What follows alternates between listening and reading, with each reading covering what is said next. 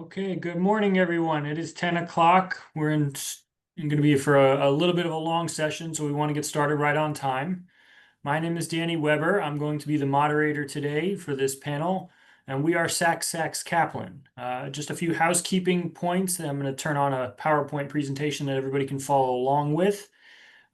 First and foremost, if you've logged in through a telephone, which there are two people here logged in through a telephone, we're going to need you to send us an email who you are so that way we can make sure we get you a certificate. Everybody else who has logged in live, we have a registration from you and you will be able to get a certificate directly from us. For those of you on demand who are watching this later on, not June 11th at 10 a.m., you can get a certificate by emailing Clara Garcia at cgarcia@ssclawfirm.com, but only if your email includes the two code words that will be put throughout this presentation. So once you listen to the presentation and obtain those two code words, you can send Clara an email and she will get you the certificate. If you, for any reason, if anybody does not get any of our certificates, email Clara and we'll make sure we get that to you expeditiously. So as I said, once again, my name is Danny Weber. We are Sachs Kaplan. We are community association lawyers. Collectively with the people on this call, we have well over 100 years of experience, and that's not just Lou. So we are, most of us are board certified in condominium and plan development law. This is what we do on a daily basis, and we're happy for you all to join us. We're happy to be teaching this course.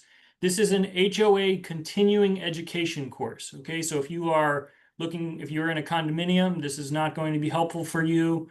If you're looking for your board certification course upon signing up, this is also not that course. This is the course that you have to take on an annual basis to fulfill the 4 hours or 8 hours, depending on the size of your community, of continuing legal education.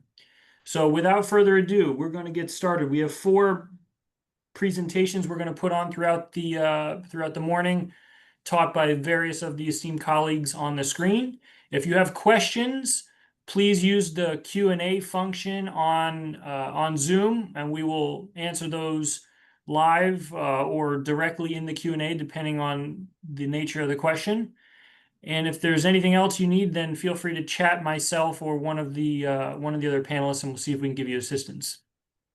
So without further ado, we're going to introduce our first panelist, who is Ed Hamill, and we're going to get started on contracts. I'm going to share my screen now. This one. These are the topics we're going to go through today. Contracts. We're going to do some ESAs and FHA, a covenant enforcement class, and then music, gambling, and alcohol and community associations. All right, so contracts. Take it away, Ed. I don't see your screen yet, Danny. Do you have the PowerPoint up? I think so. I'll try again. Hold on. Let me just make sure. There you go. There we go. There you go. Okay. Good morning, everybody. My name is Ed Hamill with Sachs Kaplan. Reason why I'm talking right now is because we're going to talk about contracts and smart association management, and I spend 99% of my day doing contracts, contract law, construction lien law, and all the issues that surround contracts, contract administration, and construction lien law and disputes that come about as a result of contracts. So at the end, I'm happy to answer any questions. If you have questions regarding what I'm going to talk about, go ahead and enter the chat, send the questions in. Danny will moderate those at the end, and we'll try and get through those as much as possible. Certainly, you can go to our website as well, ssclawfirm.com, and email any of the attorneys that are part of the panelists today, and you can ask questions afterwards if you think of things later on. So first things first, let's just jump in and get started. When is a contract required? The question is pretty much very simply answered like this. When do you want the rights and responsibilities of the parties clearly defined? That's what the purpose of a contract is. We're trying to lay out what the rights and responsibilities of the parties are, and we're trying to make sure that everyone understands what I'm supposed to do and what you're supposed to do, and when we're supposed to do it. and who's responsible for what. If you have an oral contract or you have a handshake deal, there's always a chance and a very good chance and a likelihood that there's going to be a misunderstanding at some point in time. And that can turn into a he said, she said case where you're not clear as to who was responsible for what and nothing's in writing. So when is a contract required? It's required mostly in all situations because you want to make sure that, especially in the world of HOAs, we're running a business here. We're not running a lemonade stand. So we want to make sure that we are putting things in writing and that we're clearly, putting in writing what the responsibilities of the parties are and what I expect and what the vendor expects. And other considerations now, as to the complexity of the contract, that's a whole nother question. That depends on whether or not this is special order materials from a third-party vendor, the monetary level of the contract. If I'm reviewing a $50,000 contract, that's way different than a $50 million contract. And I don't need to have 80 pages of contract when I'm reviewing a $50,000 contract. But there are some basic principles that we want to make sure are included in writing, and we're going to talk about those in a little bit here. But what else should initially be required from a vendor besides the contract? Well, you certainly want to make sure you get the insurance. You want to get the insurance certificates of insurance from the vendor. You want to find out what insurance does that vendor regularly carry. What we're going to require for the project or the work that we're talking about is a secondary issue. But let's find out first what the contractor regularly carries. Because the last thing I want to do is say to a contractor that you need to have $5 million of umbrella insurance, and then I find out later on that he regularly carries 10 million already. So, I don't want to cut my nose to spite my face. So I want to find out what insurance does a contractor regularly carry. Also, you need to take into consideration additional insured endorsements. This is a tricky one because everyone says, well, I got the certificates of insurance, we're all set. That's not the end of the day. That's not the end of the story. You need to get additional insured endorsements. If you look at those certificates of insurance, and everybody's going to be raising their eyebrows right now. If you look at those certificates of insurance closely, you'll see right on the certificate, it says, this certificate does not impose additional insured status. You must get the endorsements from the carrier. And so an endorsement is an additional page that's either attached to the contractor's contract that says if they enter into a written contract with somebody, then that party is automatically an additional insured.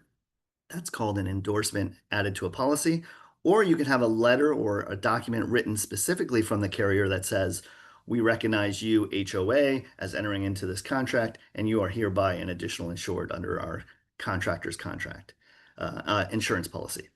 And so those additional endorsements are very important because without them, the insurance company is not on the hook to provide you with additional insured status. I can answer more questions about that later, but that's very important, not only for board members, but for managers as well. 90% of the time, nobody understands about those additional insured endorsements. We also have to look at what kind of licenses and permits are necessary for the project, and do we have those in place for the project?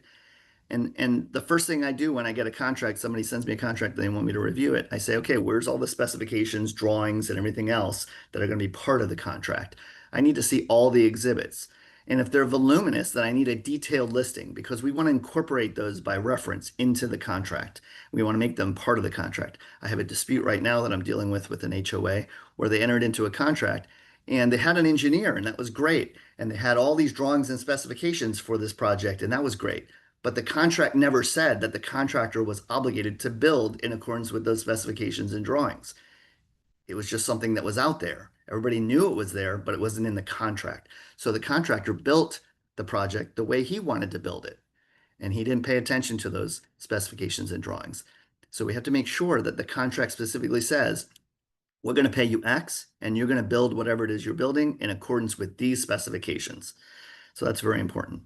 And then sometimes the contractors, when they bid on a project, they return to you what's called qualifications. So they say, well, we're going to build in accordance with your specifications, but we're qualifying our bid by pointing out these issues. If there's anything that's returned or any correspondence from the contractor where there's questions or comments or revisions or qualifications, what they're called, we need to see that as your counsel so that we can counsel you as to whether or not they're materially amending the project and what was proposed by the board, or whether or not this is something that's just, minor in detail.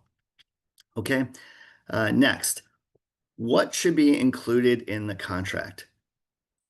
I call it the big three. The big three, and I tell every associate that works for us when we're reviewing contracts, the big three are insurance, indemnification, and termination rights. I don't care if it's a $5,000 contract or a $50 million contract or more.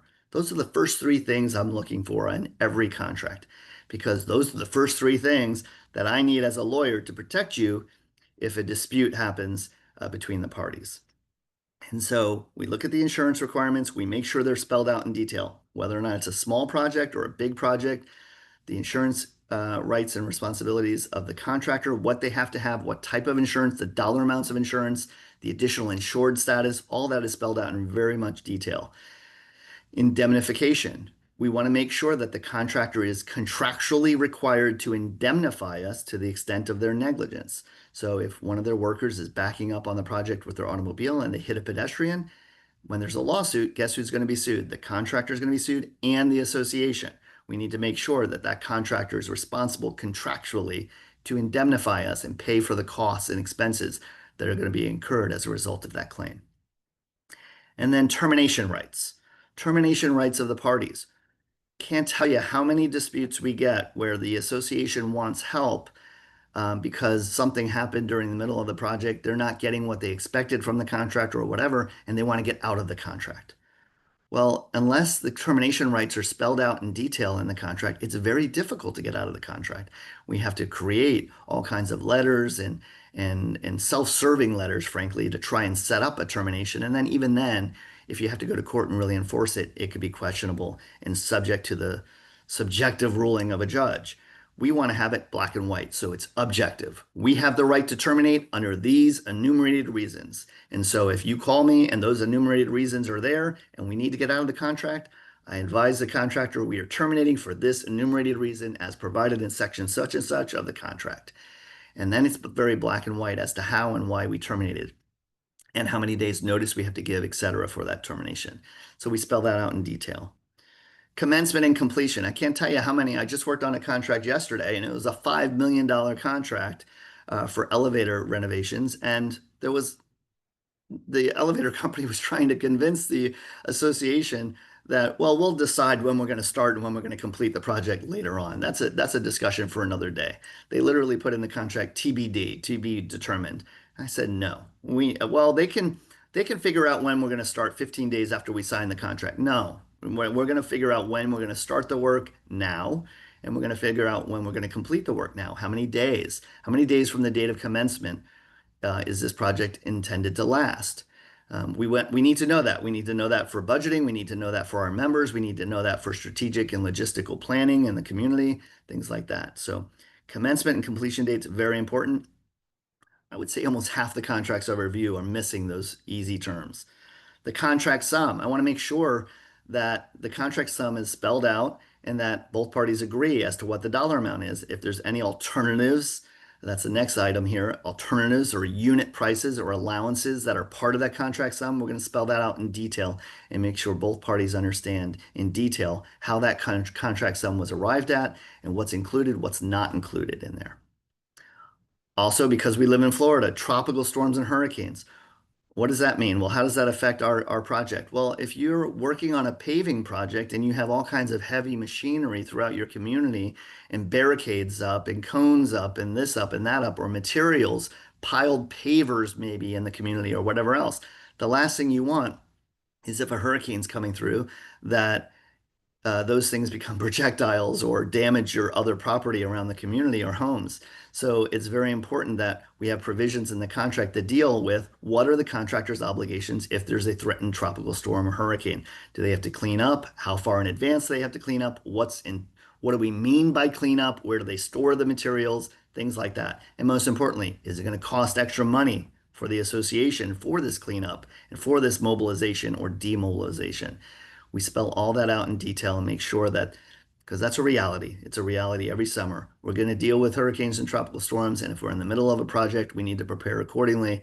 And I want to make sure that the association is protected, number one. And number two, that you're not incurring an unanticipated expense. Next, and I got to tell you, in this marketplace, this is the most important thing that I really spend a lot of time educating board members on, performance and payment bond requirements. It's one thing, and I'm a homeowner, so, it's one thing when I'm repairing my roof and I'm spending my money, how risky I want to be with my money. But you as board members, you're spending other people's money. And so it's very important that you, in my opinion, that you do as much as you can to protect the project that you're working on, that you're spending other people's money for. One way to do that is to provide a performance and payment bond on the project. What this is basically, in essence, it's an insurance policy for your project. It protects the performance of the contractor to make sure that they actually perform in accordance with the contract.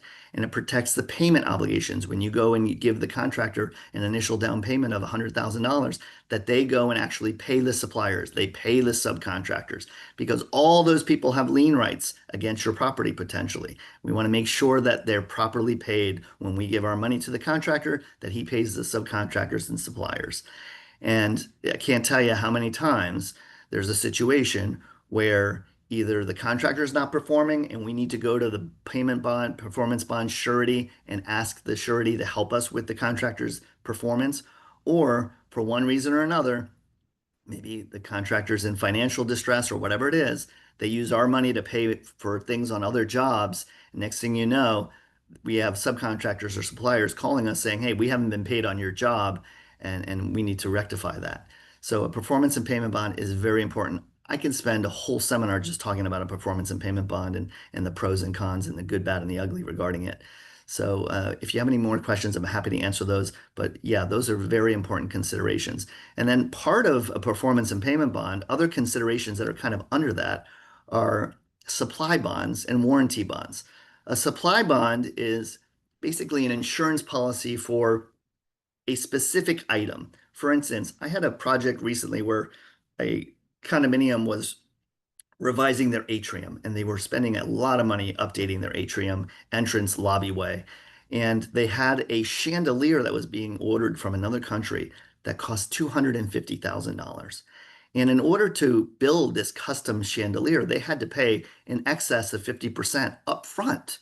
And so how do we protect to make sure that that supplier is actually going to supply that chandelier after we pay $100,000+?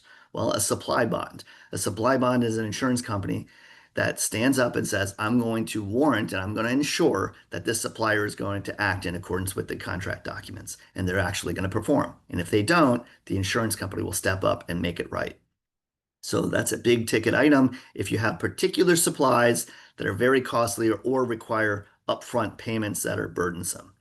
That's something to think about. Rarely used, but in certain circumstances like that with the chandelier or maybe a lot of equipment that you have to pay up in advance, HVAC problems where you have heavy equipment and machinery that's custom fabricated and requires huge down payments, that comes into play. A warranty bond. A warranty bond is something else. Again, rarely used by associations, but sometimes the associations say, hey, we're doing this roofing project and the roofer's providing us a 20-year warranty. We want to make sure that if that roofer goes out of business in 10 years, that we still have warranty coverage. Well, how do we do that? Well, a warranty bond, because what a warranty bond is, it's a surety that says, whatever the contractor's warranty obligations are, we're here, we're going to support it, we're going to back it. And we're going to make sure that that contractor during the time of that warranty provides the warranty coverage that it's supposed to provide. And so how do we do that? A warranty bond. Because we pay for a policy basically that's like an insurance policy where you have a surety that's now backing the warranty obligations of the contractor.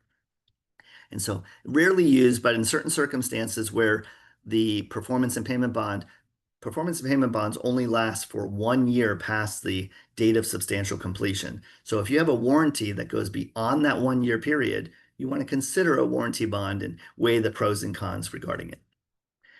Overall, what are we doing with all of these provisions? It's risk transfer or risk allocation. What we're doing is we're trying to make sure that we allocate between the parties who's responsible for this, who's responsible for that, and we want to make sure that we transfer for you, the association, as much of that risk onto the contractor as possible, at the same time being reasonable, not creating deal breakers, not getting in the way of the parties' wanting to do business with each other, but being reasonable in the marketplace. In our experience, with our experience, we can tell you what's inside and outside what's acceptable in the marketplace. I call all of these protections the pancake approach. And, and it sounds funny, but what I do is we literally stack pancakes on top of each other. And we stack them and stack them and stack them. And on the top, by the way, on the very top of that stack of pancakes is the performance and payment bond requirements. And that's a consideration for the board. Next slide, Danny, please. So I had two questions. Number one, in your mind, where's that threshold for when a performance and payment bond should really come into the forefront of discussion? And number two is, should the big three items that you list on this slide, should they be part of contracts such as your management contract and your landscape maintenance contract? Well, let me answer the latter question first. Yes, the big three are in every contract. Every contract, no matter if it's a janitor contract, management contract, a construction project. I'm working on $100 million construction project right now. It's going to be a well in excess of that when we're done. And these are the first three considerations always in every contract. You need to have these in every contract. And then the first question regarding what's the threshold for a payment and performance bond? That's a tricky one because really on a smaller job, it's a matter of risk tolerance for the board. And what's the due diligence of the board? If you've been doing business with this vendor for 20 years and they're doing a small $20,000 job for you, no, you don't need a performance and payment bond for that project, likely. And it might even be difficult to get it on such a small job. But certainly when you get into the six figures, that's when we start to definitely talk about it. That's not a hard and fast rule, but it depends on the type of project and what kind of moving parts we have in the project. If we have lots of suppliers, lots of subcontractors, and we're going to be paying lots of money out front, then we take those into consideration a little more carefully. But I would say plus or minus at the $100,000 mark is really when we're starting to talk about performance and payment bond and making sure that we have that top stack on my pancake, the payment and performance bond. That's when we want to have that top stack. By the way, if you this is a business decision of the board. It costs more money to get a payment and performance bond. Generally, the cost is somewhere between 1 and 3% of the contract sum in the marketplace. That's what we see. Sometimes, rarely, but sometimes it's sub 1%, under 1%. If it's over 3%, there's something wrong. The contractor's charging you a VIG, they're charging you an administration fee or something. 1 to 3% is the hard and fast rule in the marketplace, and that's been like that for 15, 20 years at least. And somebody tries to convince me otherwise, I say, show me the invoice because it's not the case. And if a contractor is telling you, no, my cost is 5%, here's the invoice. Okay, well, then what's going on? Because that's like a car driver that has to pay $10,000 for car insurance. The reason why they have to pay $10,000 for car insurance is because they have a lot of bad claims and a lost history run that's just out of control, maybe a lot of accidents. So there's something else going on if their costs are in excess of 3%. So yeah, the top stack, and this is thanks to AI for this image. The top stack on my stack of pancakes on my pancake approach is the performance and payment bond. But like I said, we have lots of other protections that we put in place under that to deal with potential scenarios regarding payment and performance, like retainage and things like this, withholding of payment rights, termination rights, things like that. So there's other protections we have in place, but by far the performance and payment bond is the most important. Okay. And Ed, it's Lou. So when you just said retainage and the like, I mean, it's always good to make sure the work stays ahead of the payments, and kind of Yeah, that's we have payment terms and, sometimes there's a payment schedule, but most of the contracts, like, for big improvements are on a completion basis. And, we're making sure that the contractor completes 10% of the project, then we pay for 10% of the contract. They complete 20%, then we pay for 20%, and so on. Sometimes there's a set payment schedule on paving contracts and roofing contracts and things like that. But yeah, we want to make sure that work always stays ahead of where we're paying. Yeah, that's a good point. Thanks, Lou. Okay. I missed a step. Okay. What if a vendor just wants the board to sign a contract without, sign a purchase order without a contract? I would say almost half of the contracts that I get to review is a simple purchase order. But what is it a purchase order always missing? it's usually always missing the big three. It's missing indemnification, it's missing termination rights, it's missing insurance. It's missing the fundamental terms that we need to have in the contract for protection of the association. So really the question is, they just want you to sign the purchase order. Well, board members, how many times do you want to pay this contractor for the goods and services that you're looking to go into business with them for? Because the reality is that if you don't protect yourself in writing in a written contract, and by the way, on a purchase order, no problem. We can take a purchase order and we can work with it and we can turn it into a really detailed contract by attaching an addendum to it with all these, the big three and many other protections. But once we do that, you're in a position now where you're going to pay for the goods and services once, and that's all we're doing. If you don't, you don't protect yourselves because of construction lien law in Florida, you could be in a circumstance where you end up paying not only the contractor, and then the contractor fails to pay a supplier, and then next thing you know, you end up having to pay the supplier because they're threatening a lien against your property because construction lien law gives them some lien rights against your property. So it's very important. Have your purchase orders, have your contracts. A purchase order is a contract. Have those reviewed by counsel. Make sure that we protect the association. Okay, next item. Why should a contract be reviewed by the association's attorney, even though there's dozens of retired attorneys serving on the legal committee and providing advice to the board? Well, if you are an attorney serving on a board, God bless you, because you know that it's one heck of a job that you're having to do. But as a board member, you are a board member. Don't put your lawyer hat on when you're serving on a board. You don't want to put your neck on the line. But it's hard as attorneys, when we're attorneys and we're serving on other committees or boards or whatever, it's hard for us not to use our legal minds a lot of times. And so we do sometimes, give advice. But it's important, even if you're an attorney serving on a board, it's important that you say, I think I have this idea, but you want to get this checked out by the association's attorney, because at the end of the day, we're the professionals that you need to be able to rely on to give you the good, bad, and the ugly as to what it is that you're considering in a contract. And you don't want to, I've had lots of lawyers that are on boards. They do family law, and the next thing you know, they're giving advice on construction lien law.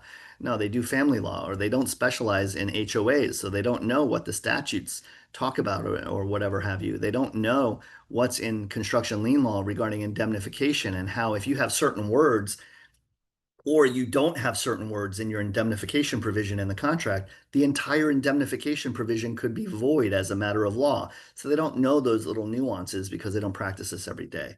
So, I mean, lawyers are great resources when they're on boards, but at the end of the day, they should not be sticking their neck on the line, and you should get the advice of your association's counsel. Um, at the end of the day, the board is the decision maker. I want to make sure that you understand that our job is to give you advice. Our job is to make sure that you go into this project with your eyes wide open, that you know that there's the possibility of getting a performance bond. A lot of times, board members don't even know what I'm talking about when I start to talk about that. I want to make sure they know about it, because I don't want them to come to me 10 years later and say, I didn't even know that there was a possibility of getting a bond on this project. I want them to know it. I want them to weigh the good, bad, and the ugly on that. And I want them to determine, is that something we want to take? I want them to make the business decision, and I want them to make that business decision with all the knowledge that they need to have in order to make it, and with their eyes wide open. Okay.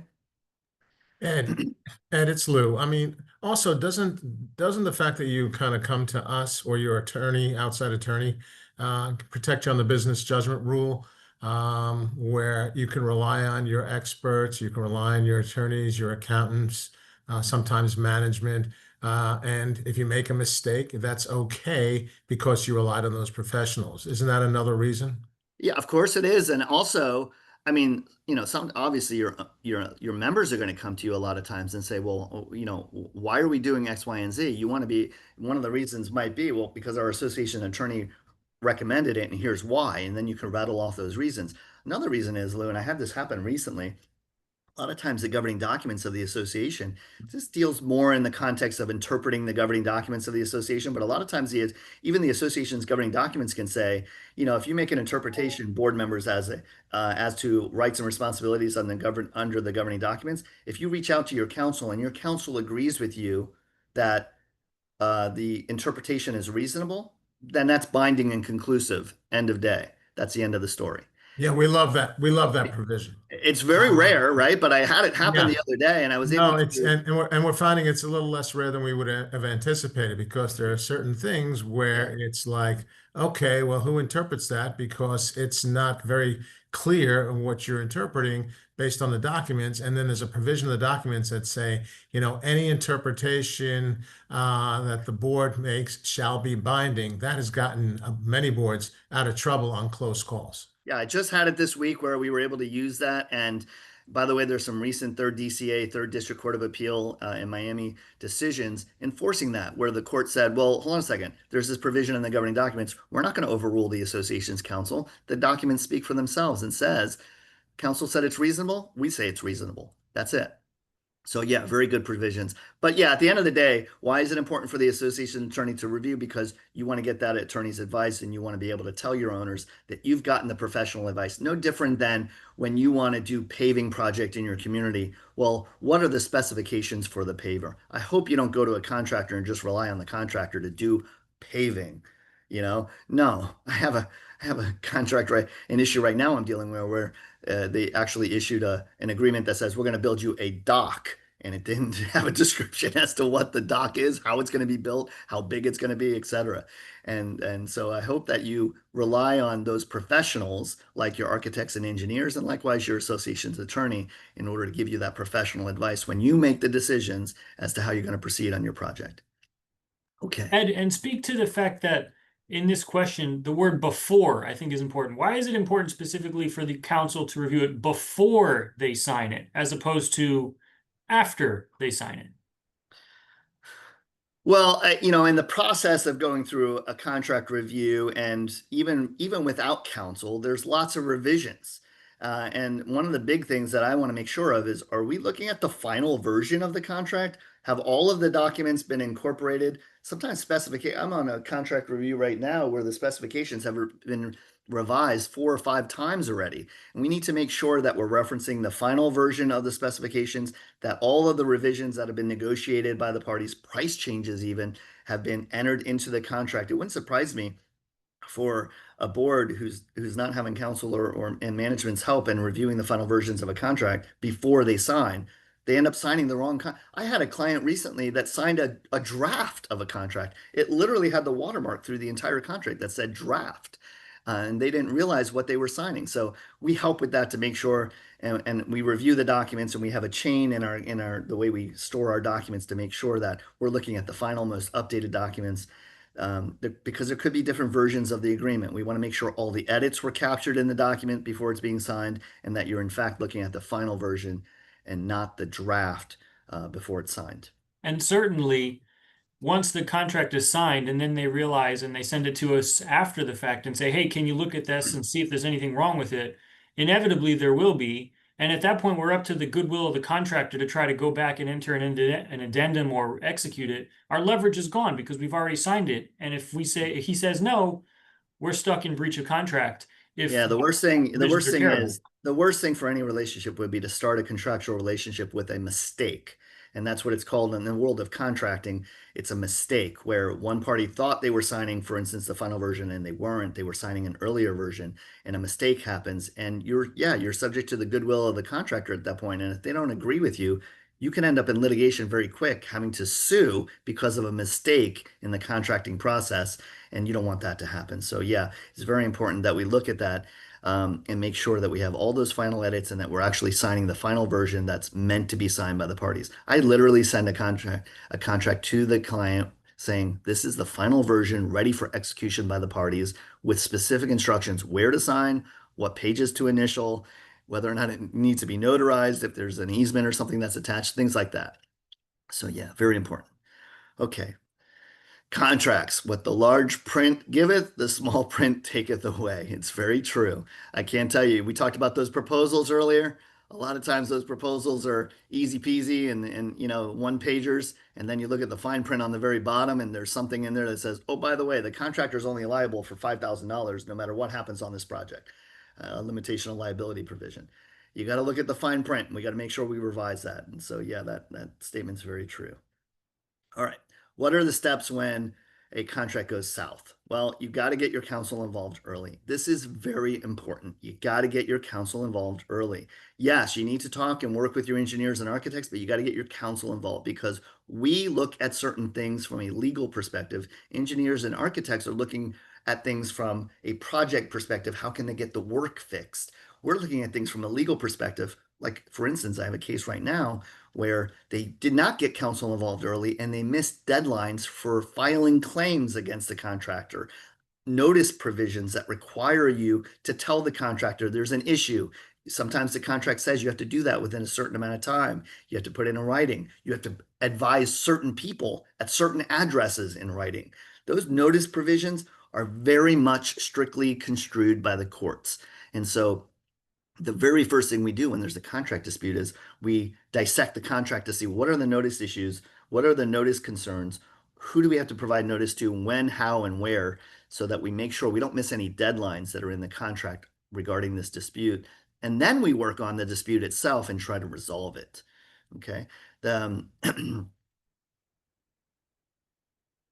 Take photographs. Make sure we're taking photographs if there's defective work, and you're going to use your engineer or architect for this. They're going to help you with that. Notice and cure requirements in the contract. We talked about that. Sometimes you have to give an opportunity to the contractor to cure. You can't just go and hire a substitute contractor and fix the work. You have to give certain notice. And if you do that and you fix the work on your own, well, then it's on your own nickel. So when you come to me as your lawyer, you say, well, we had to hire another contractor, and the contract says you had to give notice and cure opportunities to your first contractor, we're going to be in a very bad situation contractually at that point, and frankly be handcuffed in our ability to recover that money that you spent on that second contractor. Insurance and surety notification requirements. Insurance requirements, obviously, there's always requirements in insurance policies. It's great that you're an additional insured under the contractor's contract, but was proper notification given to the insurance company? And if you have a bonded project, is the surety on notice? I have one project that we are anticipating a lot of issues regarding surety claims at the end of the project. And I've had that surety in communication for 6 months now, on standby, giving them updates almost on a bi-weekly basis as to what's going on, what we are anticipating, so that they have a claim open, number one, and they're geared up for when we have claims that are going to happen at the end of this project, which I know that are coming about. So you've got to make sure you have the surety on notice, because they will have defenses under their bond or under their insurance policies if you don't provide those requisite notice requirements. So very important. Okay. What can be expected if management or council advises the board against following a specific course of action and the board insists on doing it anyway? Well, first of all, let me reiterate again. You are the board members. You're protected by the business judgment rule. You make the business decisions. I always tell clients, look, I'm going to give you the good, bad, and the ugly on a lot of legal issues regarding your contract, but at the end of the day, you make the decisions. I'm going to sleep fine tonight because I know that you understand the good, bad, and the ugly regarding your project. I've given you all the advice on where the potential pitfalls are. You're making decisions with your eyes wide open. And at the end of the day, you're making the decisions. I'm not going to be offended if you take my red line and you cross out half the stuff that I've suggested to you because you've been doing business with this vendor for 20 years or whatever it is. That's fine. And that's why you're on the board. I'm not there to make those decisions. I'm there to make sure that when you are looking at certain courses of action, that you understand the potential pitfalls. But you will probably receive an email. Your manager might send you an email or a written confirmation of advice and direction. You will certainly get that from me on any contract I review. The first thing I do is send out I don't just send you a red line. I give you a bullet list of major considerations and things you need to consider, or questions that need to be answered, and recommendations. Those things are going to be in writing and you're going to get those. You shouldn't be offended by that. That's us doing our job. Our job is to make sure that when you make your business decision, that you know the good, bad, and the ugly. You've made your decisions with your eyes wide open, that we've answered any questions that you have, and that you're taking into consideration all these variables that we're talking about in today's seminar.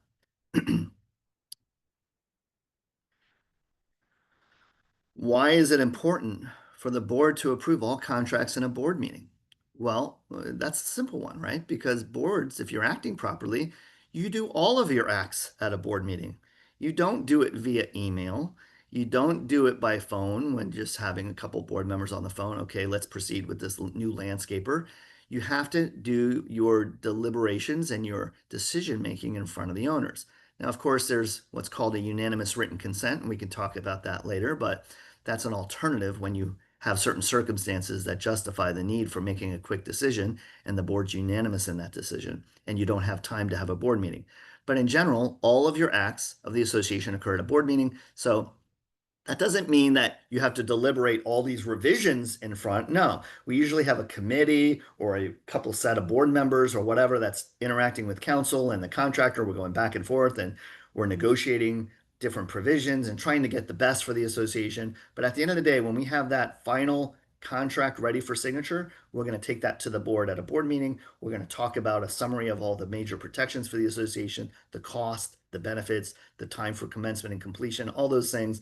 Number one, so the owners can hear it. And number two, so that the board can ask any final questions before they vote to approve the project and authorize the association's president or appropriate board member to sign the contract. Two things: approve the contract and authorize the board member to sign the contract. That's what you want to be doing. Okay. Oh, by the way, that last slide said, should the contracts be listed on the agenda? Yes, list the contract on the agenda. Consideration and review of contract regarding paving project. That's all it has to say. But you want to let your members know when they receive notice of an upcoming board members meeting, that the board is considering a paving project or a painting project or a roofing project or whatever it is that they're considering, clubhouse renovations or whatever it is. You want to make sure that they know that that's what you're going to be talking about at that meeting and that you're going to be taking a vote on it. Okay. Other considerations. How does a contract in place help manage risk for the association? For all of the reasons we've just talked about, that's how it helps. We make sure that termination rights are spelled out, insurance is in place, that we know how much we're paying for the work. We know what the work is and that it's in detail. What is the amount of that work? And what are the specifications and drawings applicable to that work? All of those things. If you don't have it in writing, you have a he said, she said case, and if there's a misunderstanding, you're going to end up in court rather quickly. So that's why that's important.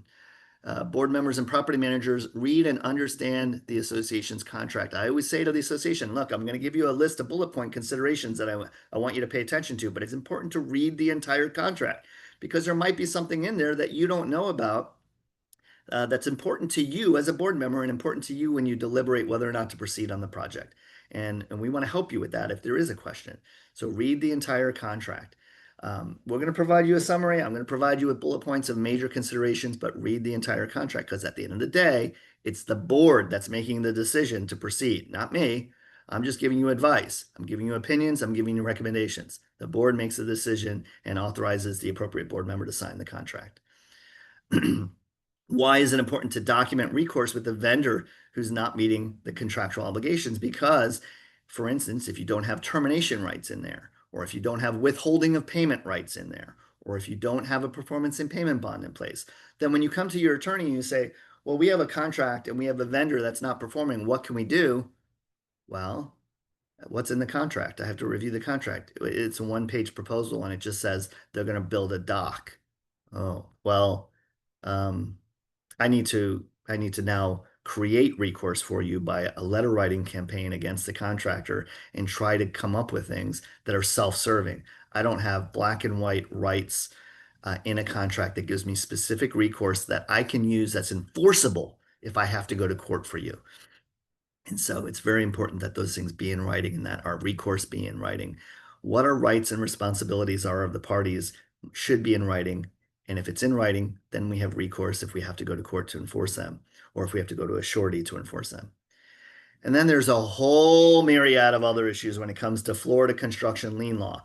As you may know, in Florida, there are very, very broad laws in favor of contractors, materialmen, suppliers, and subcontractors. All of those people working on your project have lien rights against your property. As an HOA, they have lien rights against the real property that's actually owned by the association. So that could be the roadways going through the middle of your community. They can place a lien against it. So we need to take into consideration those lien laws and we need to protect against that. One of the things that we do in every agreement is to make sure that when you make a payment to your contractor that they're giving you a release of lien, okay, that they're giving you a document This is a statutory document, but they're giving you a document that says, okay, I've received $10,000 payment up through June 1st, and I release all my lien rights for that $10,000 payment up through June 1st. And that's what it says. I've completed this work and I've received payment and I'm releasing my lien rights applicable to that payment. And you need to get that in writing, because if you find out later on that the contractor thought you owed them 10,100, but you only paid 10,000, you might find yourself in a dispute later on. So, and I see there's some questions coming in, by the way. We're not going to ignore those. We're going to talk about those in a second. But it's very important to make sure you get releases of lien and things like that. Florida construction lien law is a seminar in and of itself. I do talk about it when we do especially complex contract reviews in very much detail with the board members. But another reason why to have your contracts reviewed, to make sure that you're protecting the association from potential liens that could come about due to your paving project or construction clubhouse project or whatever it is that you might be doing, even a pool project. Architects, by the way, architects and engineers have lien rights as well. You need to make sure you get releases of lien from them. So those are some additional considerations that we take into account when we're reviewing a contract. Okay.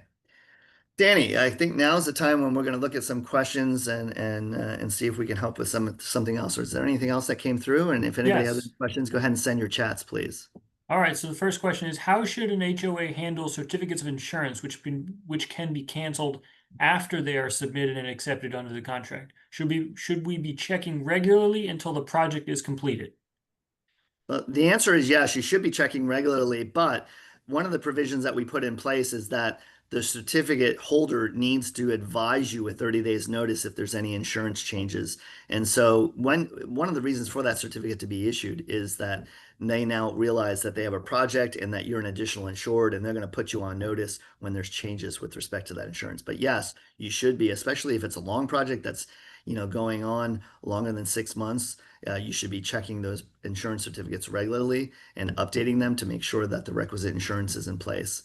And certainly if it's determined that they've canceled insurance or failed to have the requisite insurance, that's a breach which carries a certain set of remedies under the agreement. Yeah, and that's one of the, in the insurance revisions that we do under every contract. And again, this is one of the big three, the insurance provisions. That's one of the major considerations that we take into account is, well, what happens if the contractor does not have the requisite insurance? What do we do and how do we deal with that situation? Yeah, we address that in the contract.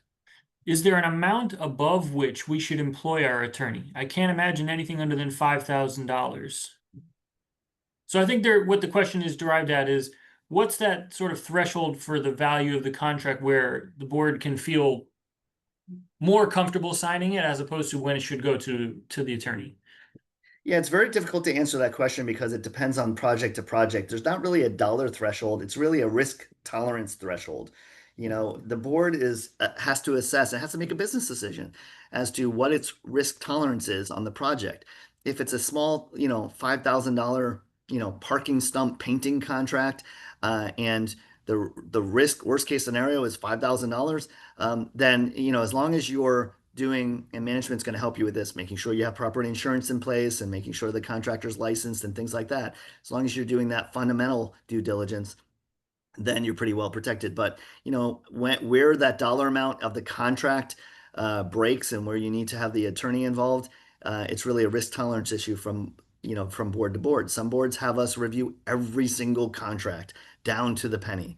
Some boards, they are at $5,000 or $10,000 and they look at that and then they go on from there. Sometimes they work with the association's attorney, when we have a long-standing relationship, they'll realize that at the end of the day on the smaller projects, we have an addendum in place that is pretty much going to cover these things. And, the smaller contracts can be done in an hour or two, or maybe 3, depending on the project. And really the amount of attorney time is nominal. It doesn't have to be complicated. There's many contract reviews where I review and it's, 2.5 hours. I've done a review. I've created an addendum. I've sent an email to the client. They send it to the contractor. The contractor says, fine, no problem. They sign it and they're off on their merry way. And the association spent 2 hours of attorney time. It's not a bad deal. It's not a bad deal to make sure your interests are protected. And wouldn't it also make sense? I mean, we would suggest our clients call us whatever the contract is, even if it's to simply say, hey, we don't want you guys spending time reviewing this, but what are the couple things we should be aware of? So you Yeah, a lot of continue. times a Yeah, lot of times I'm asked to do a limited review because of budgetary constraints and things like that. It's a smaller project. We don't want to spend a lot of time on this, but we want to make sure the big three are covered. Okay, no right, problem. I can, I'm here to help you. I'm here to do as much as you want or as little as you want. I just want to make sure that you understand what the risks are and the pitfalls are. And a lot of times the client will say, I just want you to do a limited review the insurance and indemnification for me, get me back the provisions that I need to put in an addendum and don't spend more than 2 hours. Okay, fine, no right. problem. Make the work done. Right. And sometimes it's good to say, well, I did take a quick look at it, and you're paying every penny of it up front without any work being done. Yeah, Not yeah, something we'd or recommend. the payment obligations are out of control, or like I see a lot of times is in the fine print there's a hidden limitation of liability provision that says, well, just so you know, in case the contractor backs up his car and runs over anybody, we're only responsible for $5,000. No, that's going to be deleted. Even if you want me to do a limited review, I'm going to strike that right away and tell you, be careful. There's a big pitfall in this contract.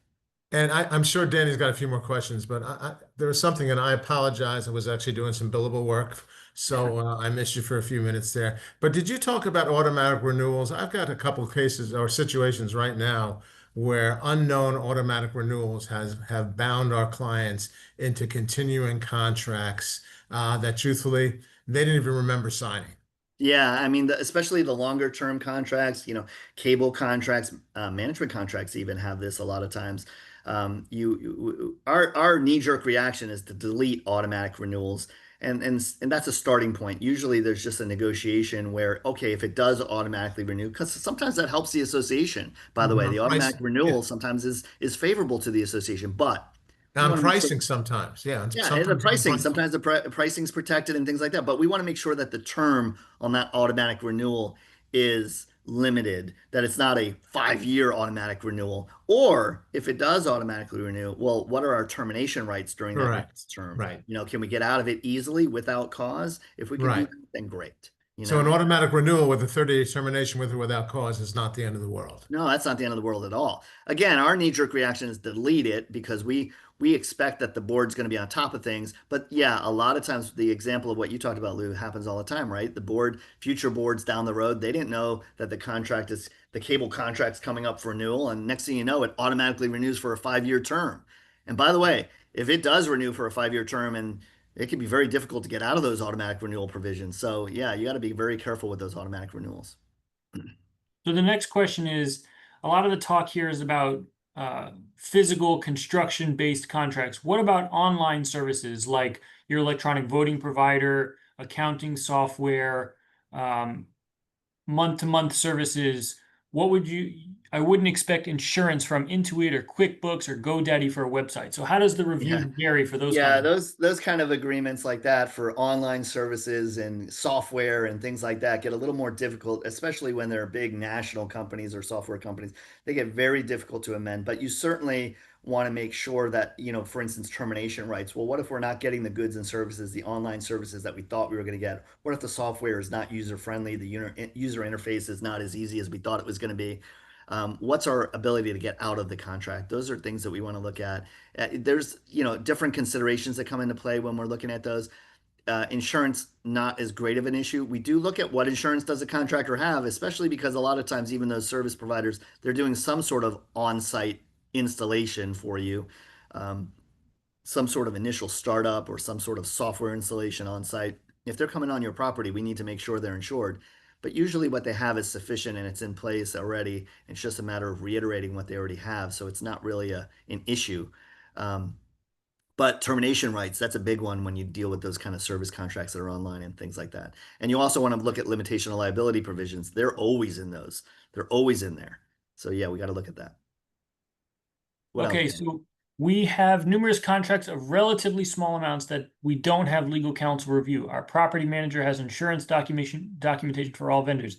Is there some generic language to cover indemnification and termination matters for these smaller contracts that we can do ourselves? The end of that we can do ourselves Yeah, I is think the part of yeah, the that's question the is but that's the letting them part I play want to lawyer. emphasize.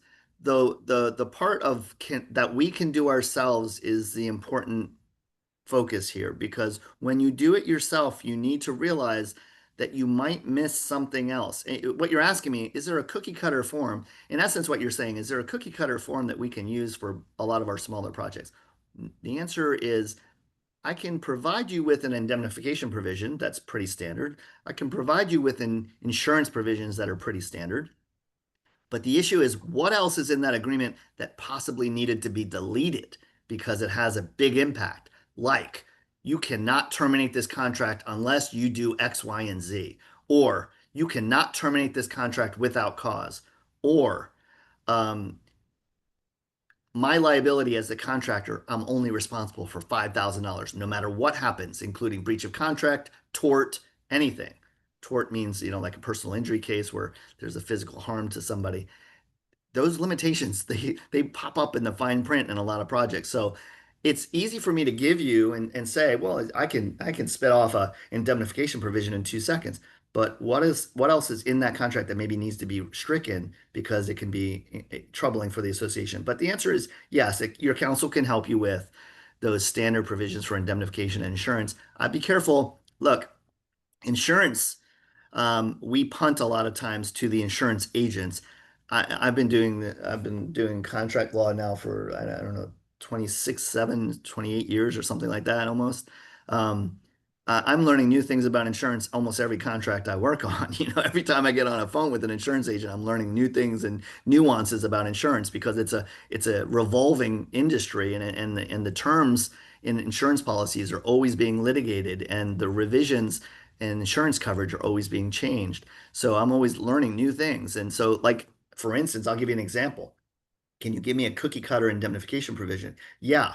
The provision I would have given you 6 months ago is different than the provision I would give you today. Why? Because I learned from an insurance agent about the fact that there was some recent case law that dealt with indemnification provisions in the context of insurance coverage, where the words directly or indirectly arising out of the claim were not included in the indemnification provision, which had an impact on that coverage.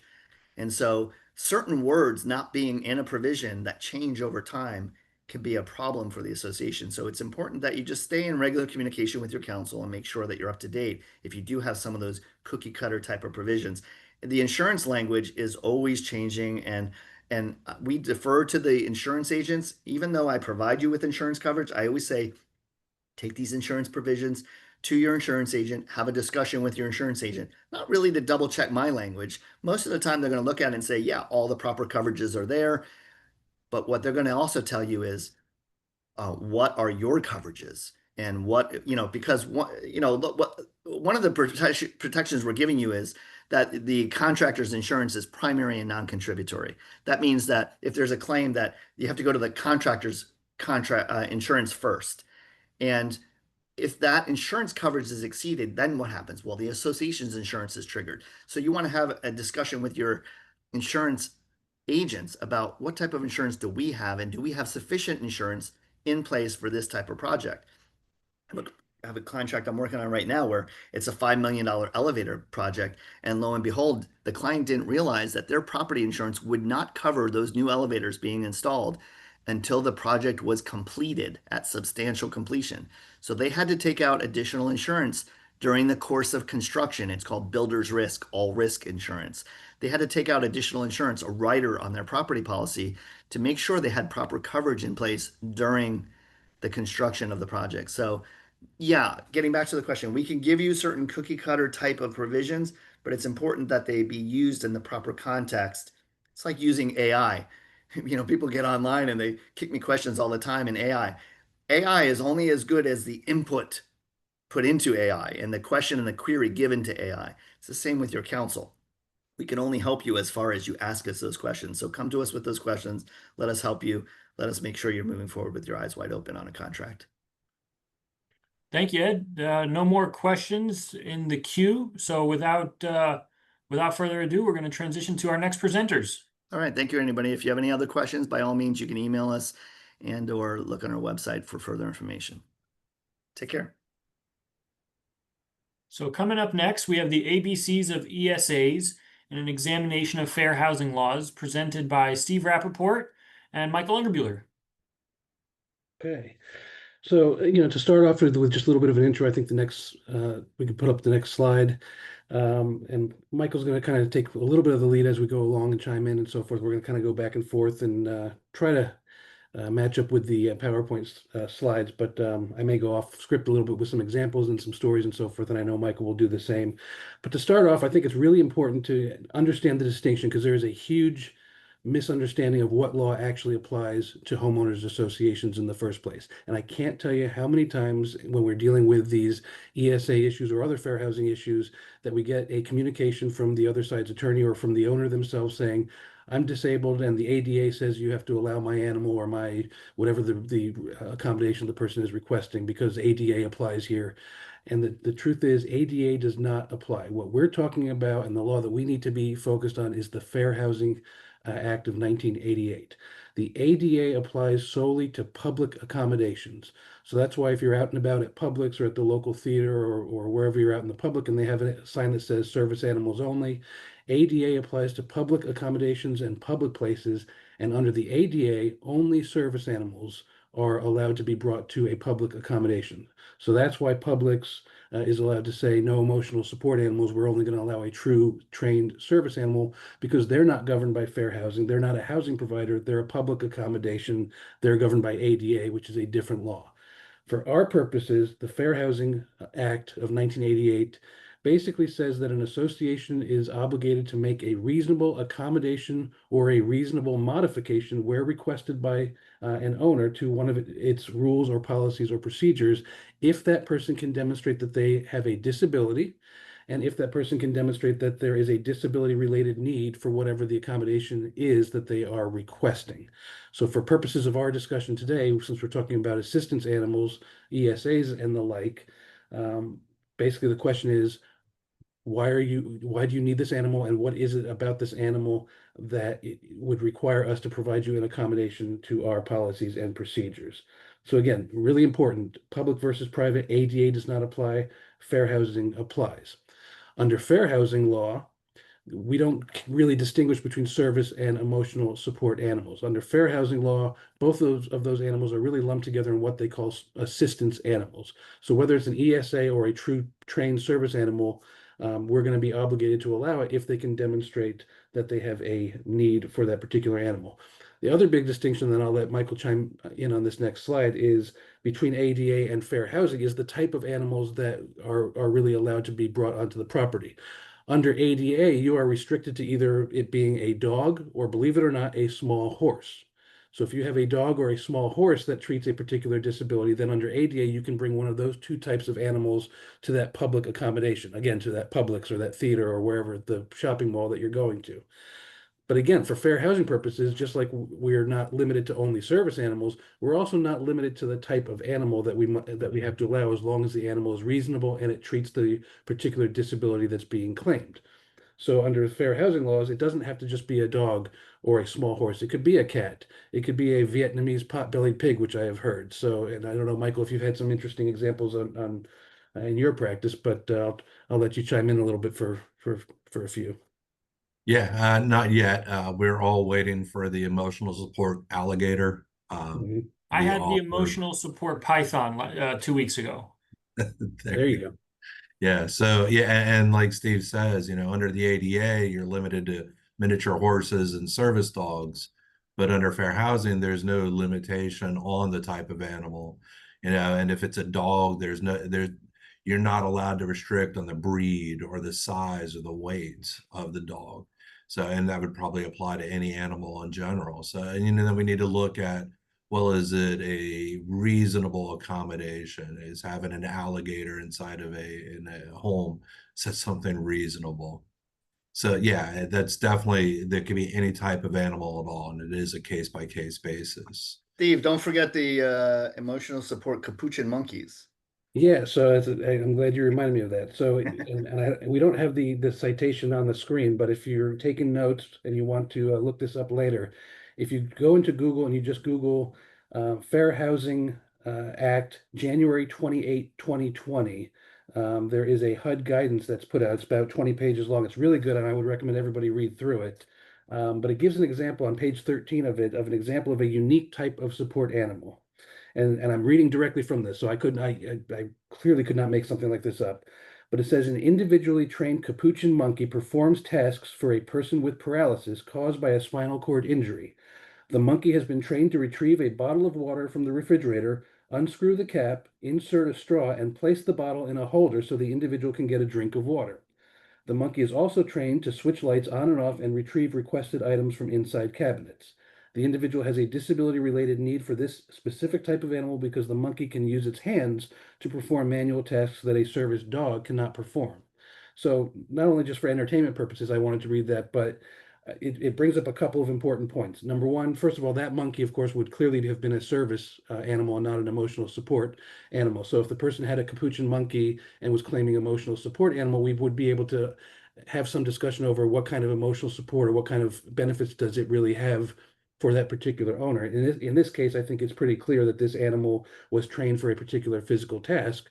But again, it goes back to service versus emotional support animals and the fact that we really don't distinguish between the two when it comes to fair housing. We have the right to inquire as to the need for the animal, but we cannot say that we'll allow service animals, but we won't allow emotional support animals. So I think that kind of gets into the discussion over what we really are allowed to ask for when a person makes a request like this. And understand the importance of this is that the burden is on the owner to make the request for the accommodation. We don't have to guess at it. If we have a pet restriction, if we have a no pets restriction or a pets cannot exceed 20 pounds or whatever our restriction is, that's the reason that they have a need for this animal. So kind of backing up to the beginning, the inquiry comes into play because we must have some sort of restriction in our documents that we're trying to enforce. So if we're a no pet HOA or no dogs or no more than 2 animals and the person wants to have 3 animals, or we have a 20-pound weight limit on dogs and the person has a 40-pound dog, that's where the accommodation comes into play. The person is making a request to be able to basically violate your association documents because they have a need based on a disability. So the first question is, the first analysis is really what can we ask for? What types of things are we allowed to get into? And you'll see from the slide where this really is a frustrating area of the law and why we have to deal with the emotional support animals is because the definition of disability under fair housing law is that it can be either a physical or mental impairment that substantially limits one or more major life activities. So again, you can look through the list, any physiological disorder, cosmetic disfigurement, anatomical loss, mental or psychological disorder. Again, I think that's really the focus, and the HUD guidance gets into talking about disabilities that are either readily apparent or not readily apparent. I don't think we have a problem with the person that has a visual impairment and it's clear that the animal is a seeing eye dog. Those things are what's called readily apparent, where just by looking at the person that they have a disability and it's clear that the animal that they have treats or somehow addresses that particular disability. And in a situation where the disability is readily apparent, we really have no basis to ask a lot of questions. There's really the back and forth is very minimal. Just confirming, yes, you are blind or visually impaired, and the animal is a trained seeing eye dog. Okay, we really can't get into much more than that. Where 99% of your issues are going to come into play, and why we have an hour-long presentation on this, is really the whole context of the emotional support animal, because 9 out of 10 times or 99 out of 100 times, A, it's not going to be readily apparent, and B, we're not going to really understand or know just from looking at the animal what it is that animal performs. So what we really need to be able to ask for from the person, once we've determined that it is not readily apparent, once we determine that they are asking for an accommodation, what we really need from them is a letter from a doctor or some other health treating physician, health provider, somebody that's qualified to make the diagnosis. We need some sort of documentation from a treating healthcare provider that, number one, confirms the existence of a disability, and number two, it basically sets forth the nexus between the disability and the request for the accommodation, what the animal does. So again, the letter can basically just say, I treat so-and-so, they have a disability that substantially limits one or more major life activities. It is my medical opinion that the person is in need of a emotional support animal because their animal, Fluffy, provides them with the necessary emotional support and comfort that is necessary to treat or alleviate this disability. If you get a letter like that, And it basically sets forth the magic language. There really isn't too much more that we can ask for, since it's satisfying all the standard questions as far as confirming the disability, confirming the need for the animal, and so forth. And again, I want to read just something briefly from the HUD guidance about observable versus non-observable disabilities. It says certain impairments, however, especially including impairments that may form the basis for a request for an emotional support animal, may not be observable. In those instances, a housing provider may request information regarding both the disability and the disability-related need for the animal. Housing providers are not entitled to know an individual's diagnosis. So that's really kind of the key important part. There's a sort of a limit with how much we can ask. We're not entitled to know their diagnosis. We're not entitled to get medical records. We're just really entitled to ask to confirm the person has a disability, that the disability affects one or more major life functions, and what the training, or what the, I'm not sorry, not the training, what the task is that the animal performs that addresses that particular disability. That's kind of where we get into the reasonable accommodations. There's also under fair housing laws reasonable modifications. And Michael, if you want to take a look at this slide and kind of go into accommodations versus modifications under fair housing law. Sure. Yeah. Before we get into that, one of the things I wanted to jump in on. So, like Steve said, the healthcare professional, that's basically where we usually get the verification of the disability. Someone says we need to have this animal, and we say, okay, well, we need to know that you're entitled to the accommodation for the animal. So we need you not really like prove that you're disabled, but we need to get some kind of reasonably reliable information indicating that you are entitled to the accommodation. So one of the things that Florida has done is said for emotional support animals, we consider reasonably reliable information to be something from a healthcare professional specifying why you need it. And if it's in Florida, it's basically any licensed healthcare professional. If it's outside of the state of Florida, that licensed healthcare professional has to be in their practice. You can't get your chiropractor or your foot doctor to say that you need an emotional support animal to help you with a mental condition, because that's not what they were treating you for.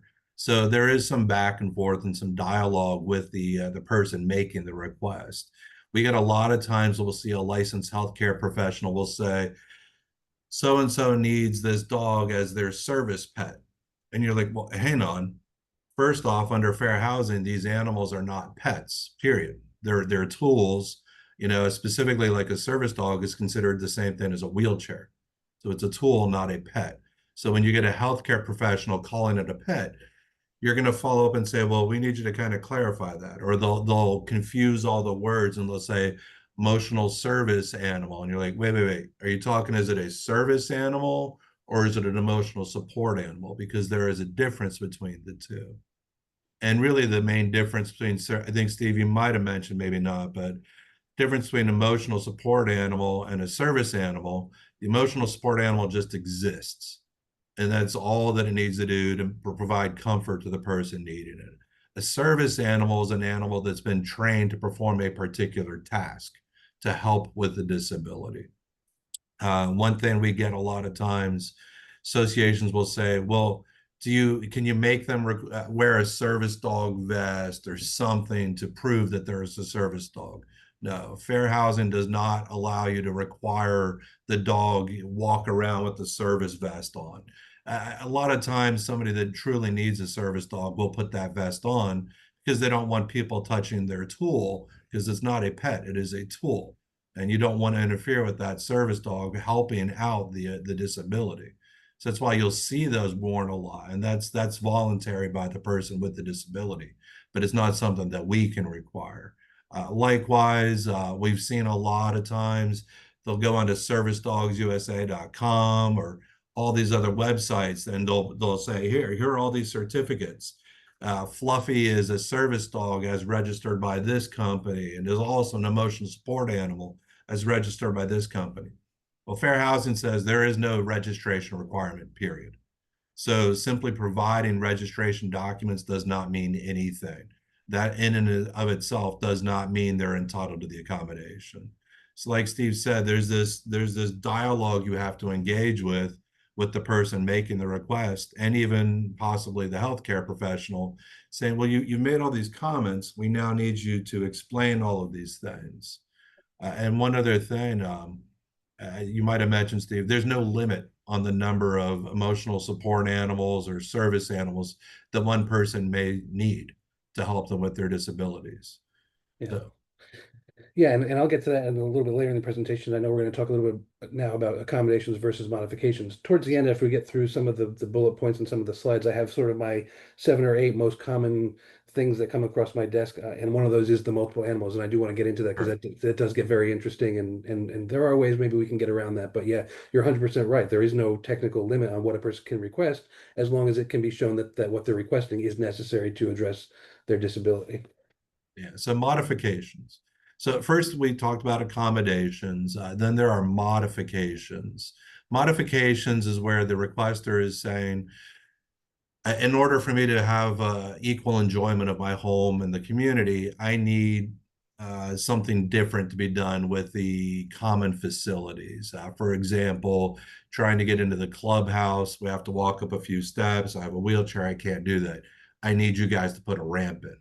So when you have a modification request, it's a similar process. We need to have them identify that they're entitled to make the modification request, then to determine whether it is something that is reasonable.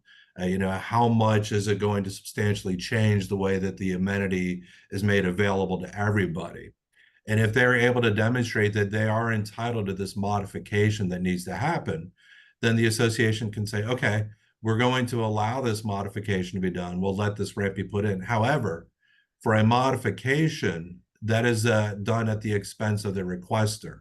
So the person making the request, if they're entitled to the modification, they will be required to pay for the modification, including maintenance of that modification. And then when they move out or the disability ends, to pay for returning that part of the facilities to the prior condition. So another good, easy example is a lift into the pool. An owner says, I need to have a pool lift put in to get in and out of the pool. And so then the association would look and say, are you entitled to this? Is that something that's reasonable? It's not going to interfere with other people. It'll need to go in this particular spot of the pool. And then we can go back to the owner if we find all those things are accurate, or the tenant or whoever made the request, and say, okay, we believe this is a reasonable modification request that you're entitled to, and you may do so. You will pay for it to have it installed, to have it maintained, all of these things. And when the disability ends, you'll pay to have it removed from the pool. So that would be the difference between a modification versus an accommodation. So some unreasonable accommodations here. We pulled up this slide. Like we've said, Steve and I have said, the associations under fair housing are only required to provide reasonable accommodations and reasonable modifications. If it is not reasonable, we are not required to provide that. So as you can see on the slide, if you can read it, some of the words get a little tiny. We were trying to make sure everybody's eyes were working properly. So reasonable, it's determined on a case-by-case determination. There's no one size fits all, because it quite literally depends on what the requester's unique facts and circumstances are, what they're asking to do, what variance, what accommodation from the rules are they asking, whether it's an assistance animal or a type of an animal, or being able to do something with the animal, or if it's a modification, how the facilities will be changed for their modification. So each one is going to be unique to that particular requester. So the association gets to look at safety issues, whether there are any cost-efficient alternatives. So that's important too. There are a lot of times when someone makes an accommodation or a modification request, and it turns out it's not reasonable. But we don't want to just say, you know what, we don't think this is reasonable, we're just denying you. Because maybe a fair housing agency would think, well, no, we disagree. We think it was a reasonable request. So rather than an outright denial, the association should be looking and saying, well, what they're asking for is not truly reasonable. However, there is something different. It's not quite as burdensome on the association, but there is something different that they can do. It's an alternative accommodation or an alternative modification. So, and if there is something that the association could do that's an alternative, and not as burdensome, and it's something that would be reasonable, the association should be offering that. It's an So important for example, to that point, one of the ones we've seen is in a country club style community where the clubhouse serves food and the like. We've had an owner who made a request who is visually impaired to have the association hire staff specifically for her, so that way whenever she shows up, that person can be her guide around the community, help her put food on her plate and the like. And the evaluation that was made, well, this person's going to cost a whole salary, insurance, benefits just to be on standby whenever this lady may show up. The alternative would be that staff who already exists is assigned to be repurposed when Mrs. Jones does show up at the clubhouse, and then can perform those same functions. But we don't have to hire a separate employee just to service Mrs. Jones. So that's sort of that interactive process that you get into when you evaluate these to determine whether or not the accommodation is reasonable, and how you can sort of deviate and mediate the process to avoid any potential liability.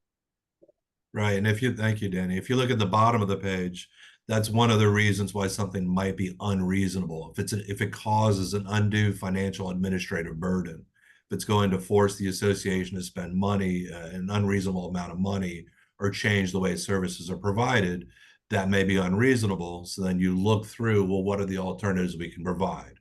So thank you. Another thing is, again, with safety, going back to that, is there a direct threat to the community because of the accommodation request? So when you're talking about specifically, like you think of dogs, you have a lot of communities that'll say, well, we don't allow pit bulls or Rosa Canarios or these certain types of dogs. And then someone says, well, I want to have my pit bull. My pit bull is my emotional support animal. It's a sweet dog. I know people think that pit bulls are crazy and scary, but this dog's just a sweetheart. It's not going to hurt anybody. So the association could not just simply say, all right, it's just because it's a pit bull. No, sorry, you can't bring that in. But if we find out that the person making the request says, my pit bull's a sweetheart, well, then we find out, well, no, actually, this pit bull has actually hurt another animal, or has actually hurt a human in a different prior scenario. Well, now we have evidence that this animal actually poses an actual threat of harm to other people, or to other animals within the community. So it's a safety risk, and that may not be reasonable in that circumstance. So then we could say, look, we're allowing you to have an assistance animal, but it can't be that particular animal. And again, importantly, an assistance animal is not a pet. So there should not be, granted, with an emotional support animal, there is obviously that emotional attachment. But if it's a service dog, well, no, it's basically a wheelchair. You can have that wheelchair, just not that particular one. You need to get another one. So you may need to get a different assistance animal. That would be the alternative. Yeah, Michael, I'll give you a perfect example of something that I just sent out actually yesterday. And then I might ask you to give a funny story about something that you're dealing with for one of our clients as well. That's maybe not as much of a clear-cut black and white case, but in my situation, we had an animal that was involved in a couple of incidents where it attacked other animals about a year or two ago, documented, had animal care and control come out. And then within the last couple months, it actually bit another resident on the property. So this person goes away for the summer with their dog, and we basically sent them a letter saying, "Hey, the dog's not welcome back. Don't come back with the animal." But it was allowed to be on the property because it was an approved emotional support animal at the time. So what we did was we actually sent a letter to this person. Number one, we did it as a mediation demand, which we'll get into in our next topic when we talk about covenant enforcement. But we did a mediation demand, basically to start the clock on telling this person, "Hey, you've got 20 days to either agree to mediate this issue or to acknowledge in writing that you're not going to bring the animal back when you come back here in the fall." And we specifically said, we understand that this animal was approved as an emotional support animal. We understand that you are a person with a disability. However, your request is no longer reasonable. This animal is documented that it has attacked other animals. This animal has recently been involved in an incident with another resident on the property. We have documentation from Animal Care and Control that they have labeled this animal as a quote unquote dog of concern, and therefore it is no longer reasonable. But what we did, and I want to piggyback on something that you just mentioned, Michael, on the last slide, is probably the most important take-home lesson of this entire outline, I think, is we never want to get in the position of actually issuing a denial or ever saying the words no or that you're denied. Even when we know we're not going to approve the animal right away, we still don't want to use those words, because if they turn around and they file a complaint with the local agency, HUD, or the Office of Equal Opportunity, and they say, look, I made a request for an animal and they denied it, and then now there's a letter that actually says your request has been denied, even though we might be able to defend you and we might be able to win the case at the end of the day, we don't want those words in black and white to have to fight. So what I always try to do, and what I even did in this situation, which to me was clearly a black and white issue where the animal attacked somebody and is clearly not entitled to be on the property, I actually put language in the letter saying, by the way, this is not a denial of your right to have an accommodation under the fair housing laws. If you wish to reapply with a different animal that is not a nuisance and that is not attacked other people on the property, we would be more than willing to review that request for an accommodation and consider it on a case-by-case basis. So we're opening the door to basically say, hey, we're not allowing this animal back because it's not reasonable. But if you want to bring a different animal to the property because we acknowledge that you are a person with a disability, we're happy to acknowledge and review that request and make sure that that animal is safe and will be friendly and will not attack somebody. So I think that's how you deal with those issues, even in the routine requests, where let's say somebody requests an animal and they don't provide the necessary information.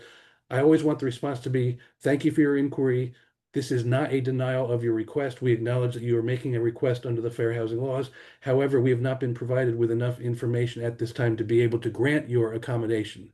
And I know that sounds kind of lawyerly by saying we're not saying no, but we're not saying yes either. But I mean, that's really kind of how you have to play it, so you don't have those words no or denied in writing where they can turn that against you.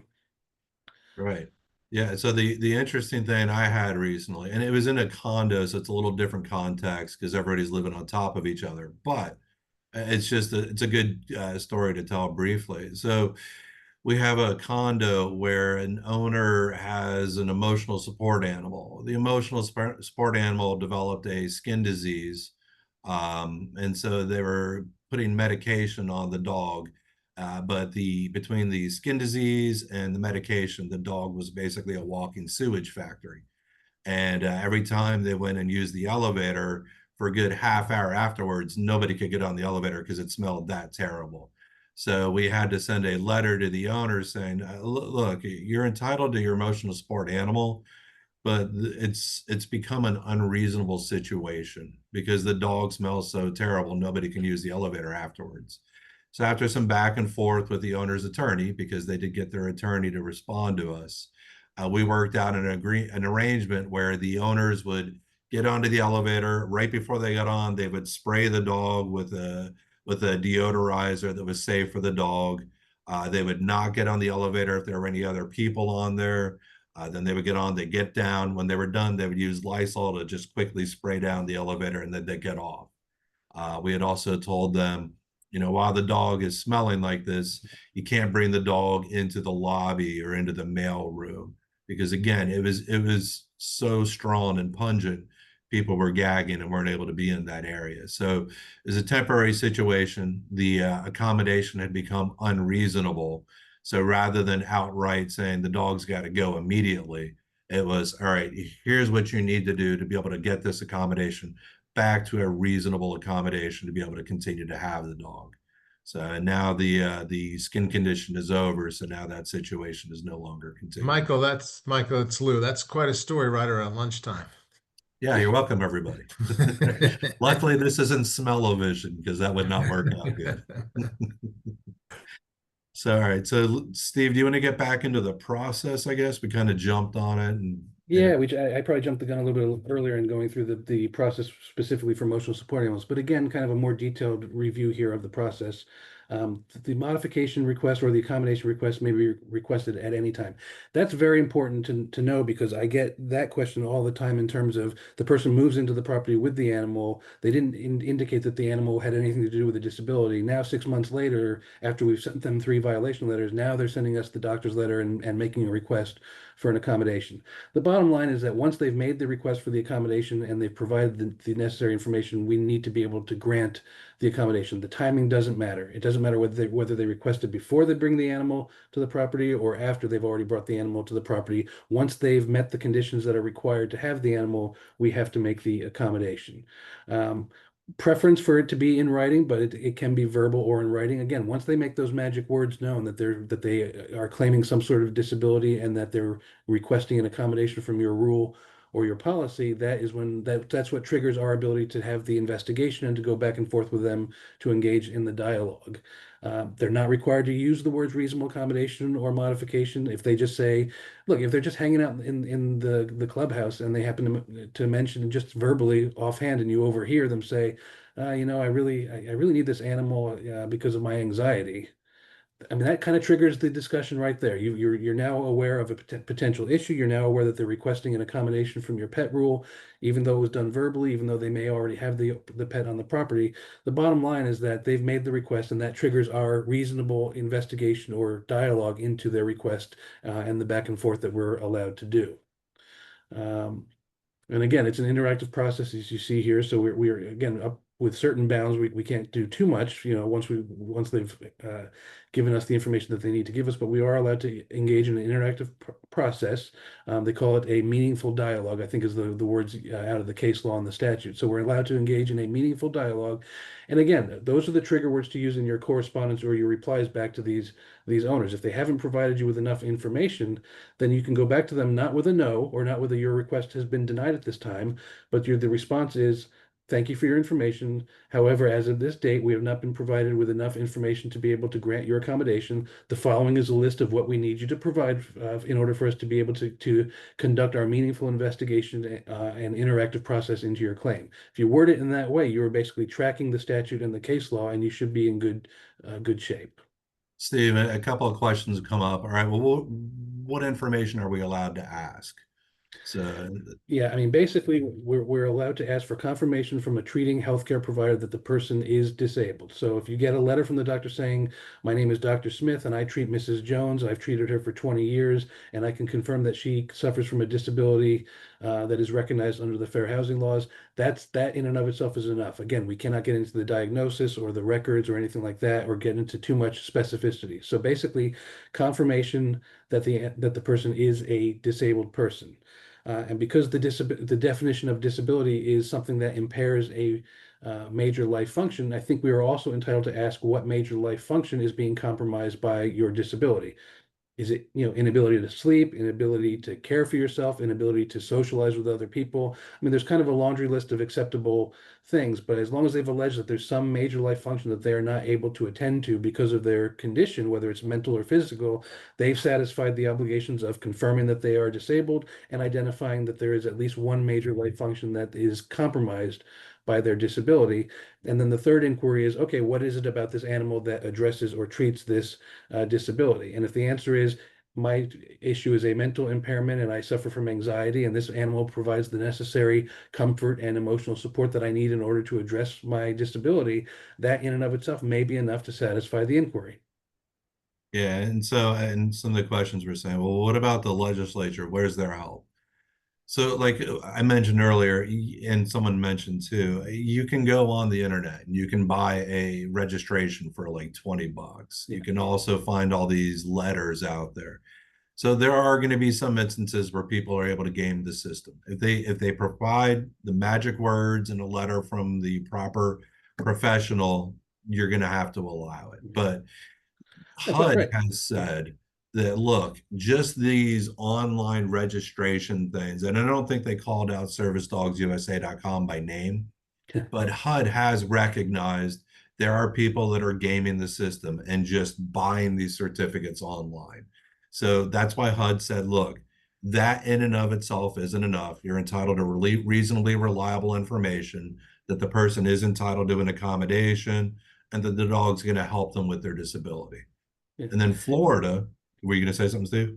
No, I was going to say, we get those requests a lot, and we get responses from owners to our inquiries where instead of providing a doctor's letter that actually sets forth all the information that we've requested, they'll just send back a copy of a certificate that they got from, doggy training school or something that says Fluffy has graduated from Emotional Support Training Academy, and a little sticker, or they show up with the animal that has a vest on it, and the vest says Emotional Support Animal, but they haven't provided anything else. And I think the law is very clear that absent actually getting that doctor's note note that actually sets forth all those things that we talked about that they need to set forth.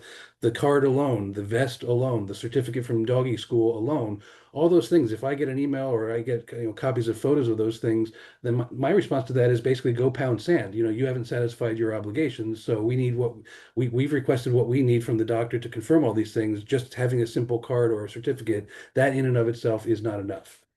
Yeah, Well, and Florida has helped some, with, as much as it can with recent changes in the laws over the last several years.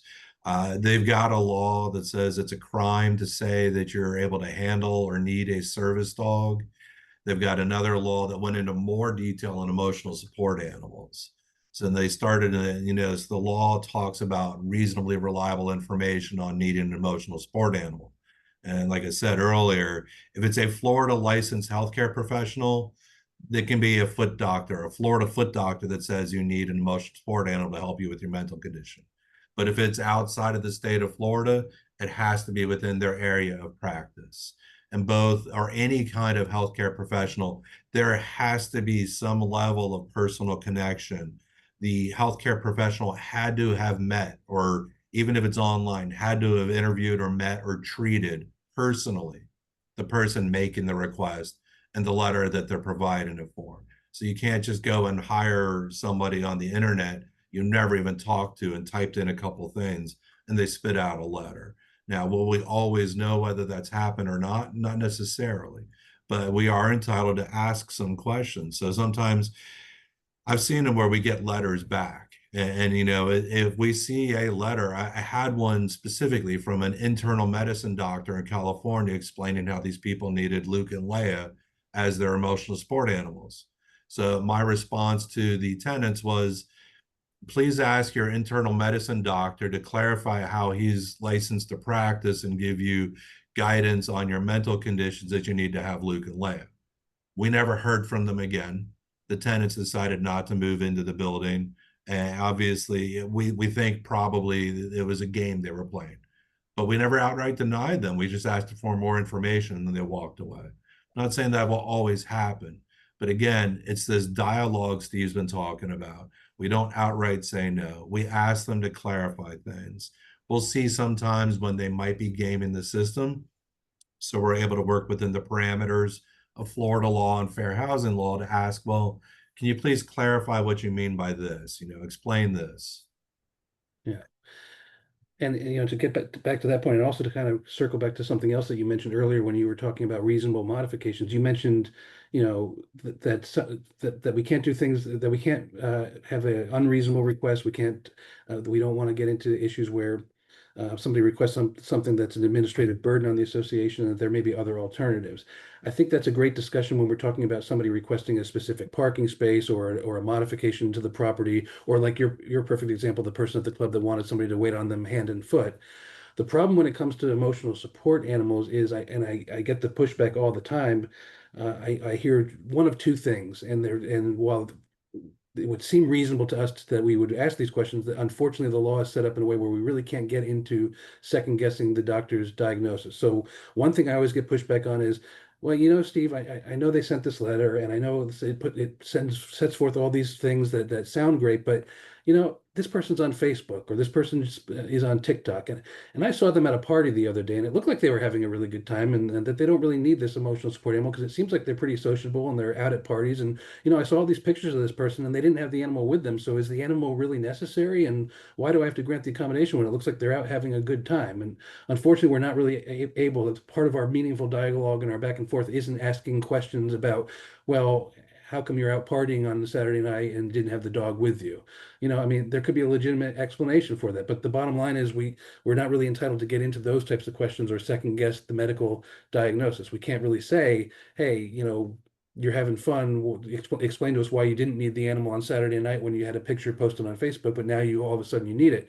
Maybe when they're out on Saturday night with friends, they don't need the animal, but when they're alone at home in their HOA, maybe that's when their anxiety or their PTSD triggers in, and that's when they need the animal. But again, that's not for us to ask or to inquire. So yes, we have some rights to ask questions and certain things and get into certain details, but that's one avenue where we need to steer clear from, and we really can't get into. And another one is where Michael, you talked about alternatives, and again, that comes up in other types of requests. under the fair housing with emotional support animals, I always hear the question, well, why can't we ask that they take some sort of medication? Why do they need an animal? Since we're no pet community, they have other alternatives. They can go get counseling. They can go take medication. You know, I'm up at 3 o'clock in the morning watching TV and I see commercials for this Rexulti. Why haven't they tried Rexulti yet? I hear it makes depression go away. So why haven't they tried that? You know, we can't get into those discussions or ask those types of questions. Unfortunately, once they've got the letter that establishes the need for the animal, that's kind of game over, and we don't get into those other alternatives. Hey, Steve.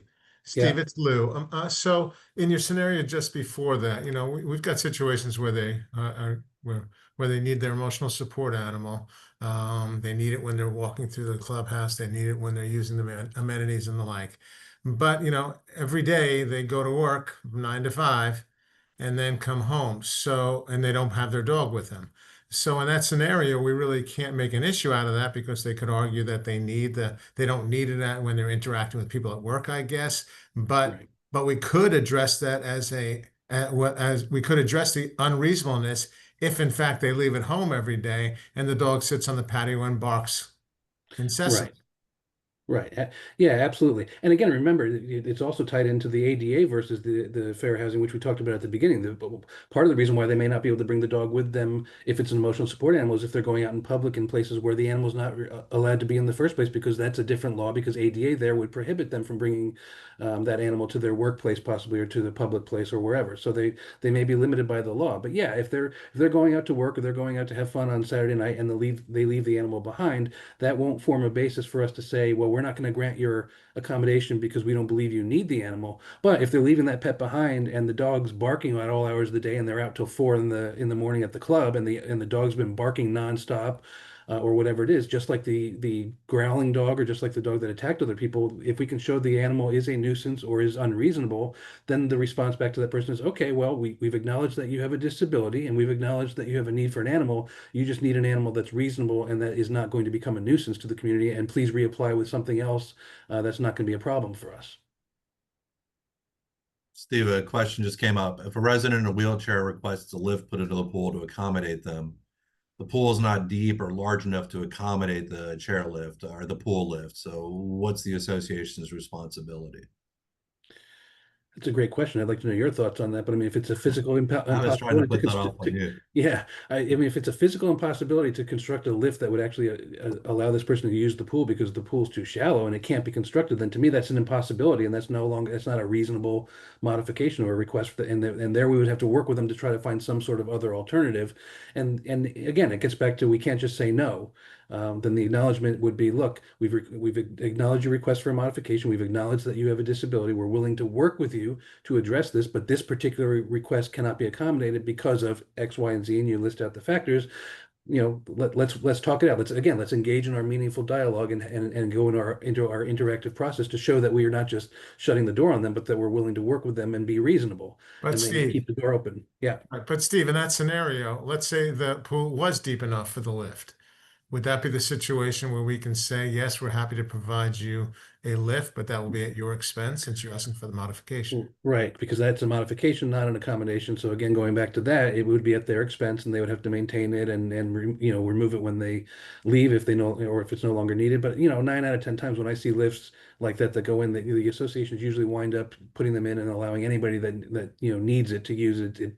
It winds up not becoming something that's to that person, to that individual. It just, as a practical matter, becomes something that becomes part of the community. But yeah, absolutely. A modification is at the expense of the requesting owner. So that's something we'd be required to allow them to do, but it would be at their expense and their burden to put it in.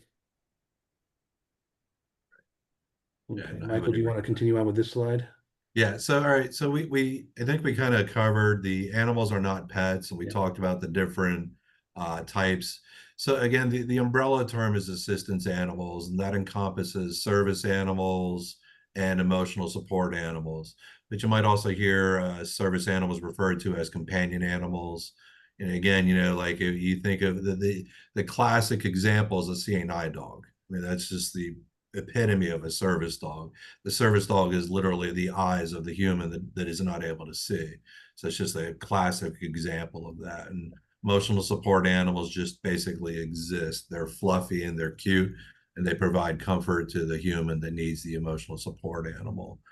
Like we said earlier, for assistance animals, again, service animals, emotional support animals, you can't impose or enforce a weight or a breed restriction on them.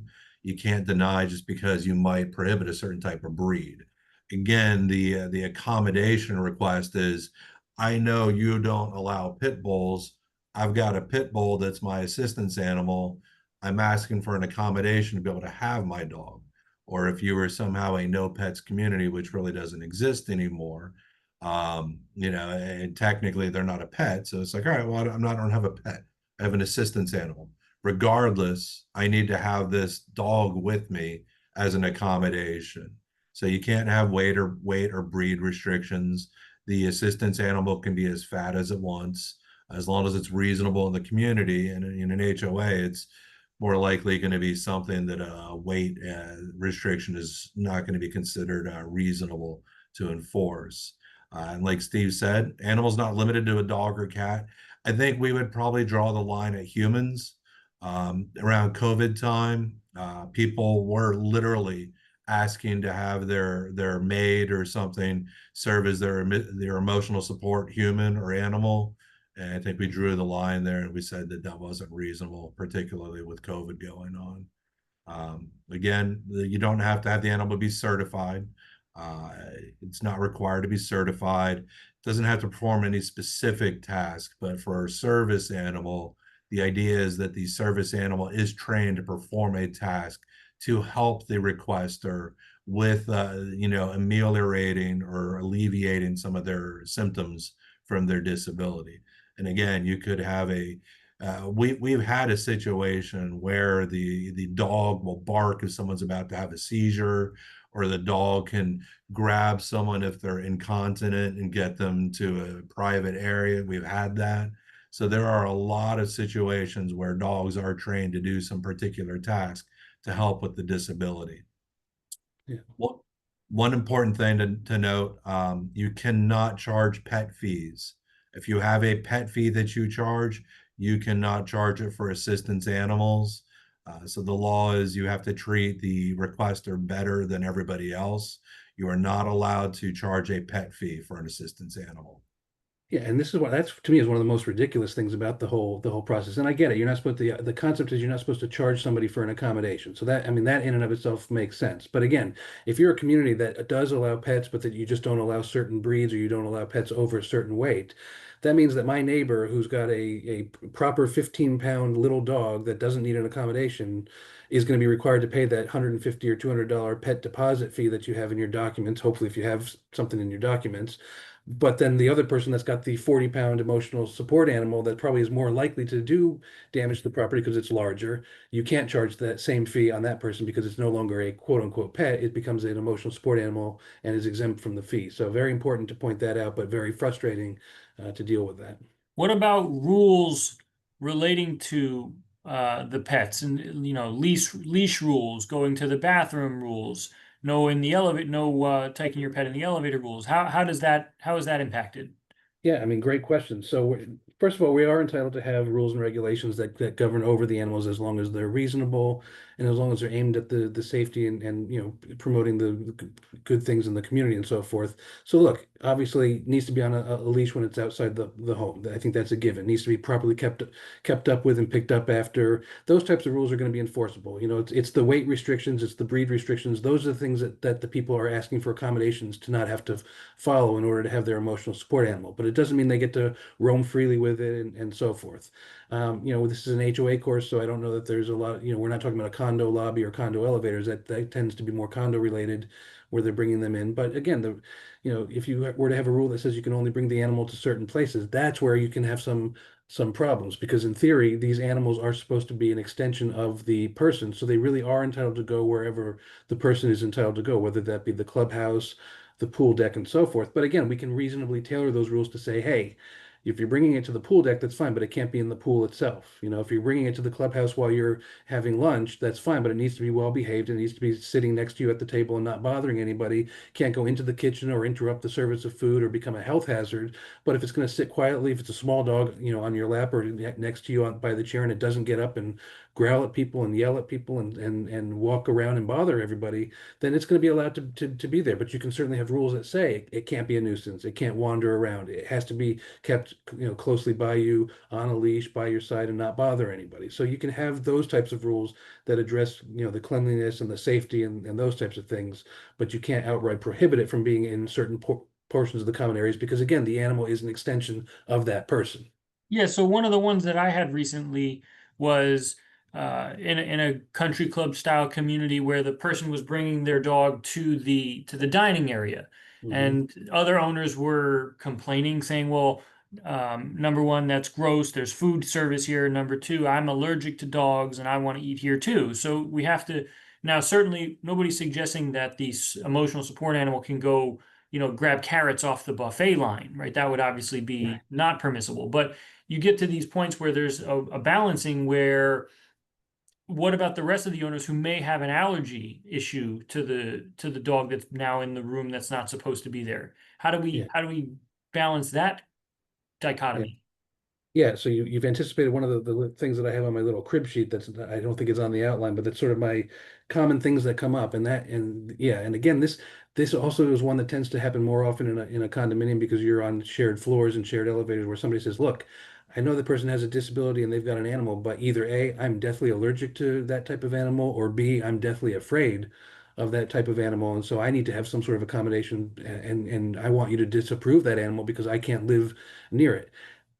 For HOAs, it's going to be less of an issue because you're normally single family homes. You normally have a little bit more space between homes and so forth. People can avoid each other. But the bottom line on that, and I've had discussions directly with the head of the Office of Equal Opportunity in Palm Beach County on that very issue, and this is how she explained it to me.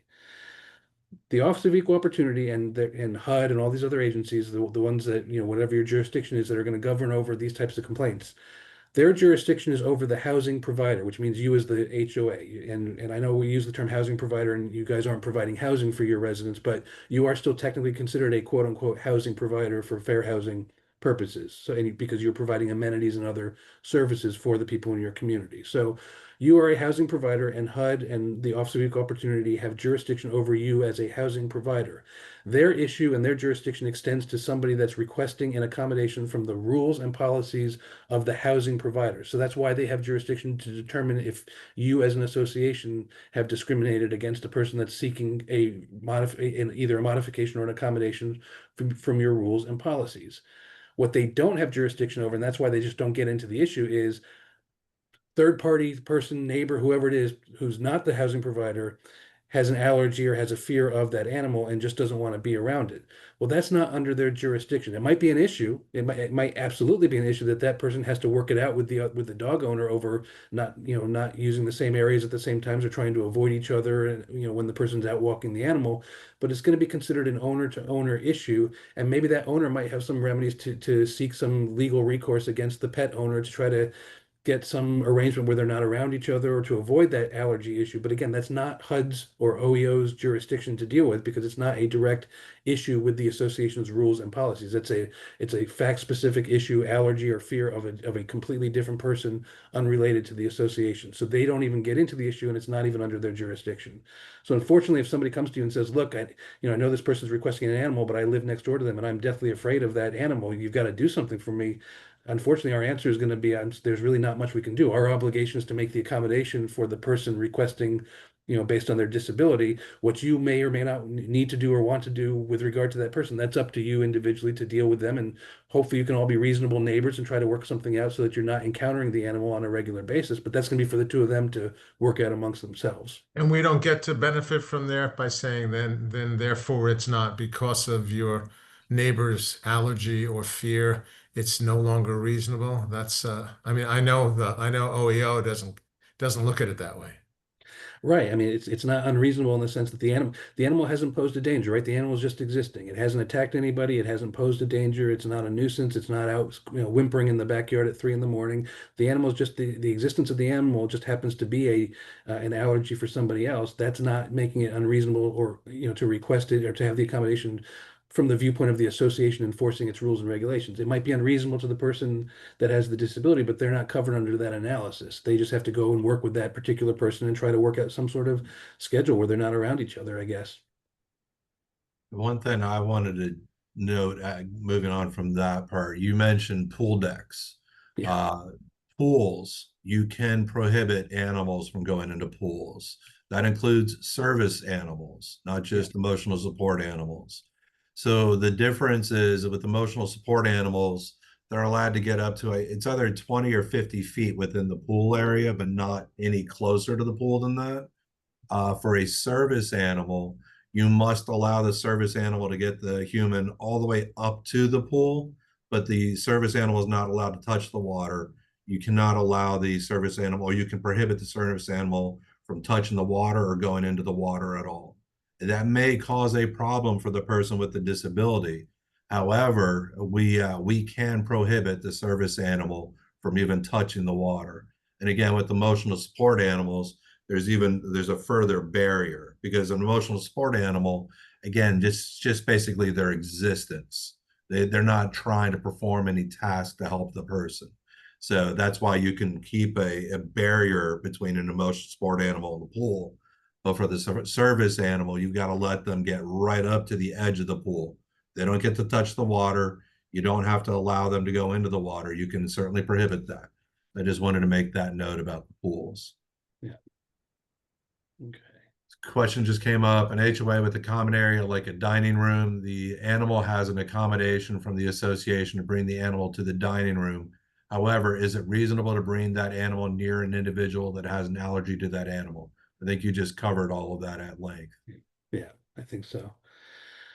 Do we want to talk briefly about multiple animals? And then I don't know what's on the next slide, but This is the end of the slides it. presentation. Perfect. So if you want to get to your anecdotal remarks, that would be great.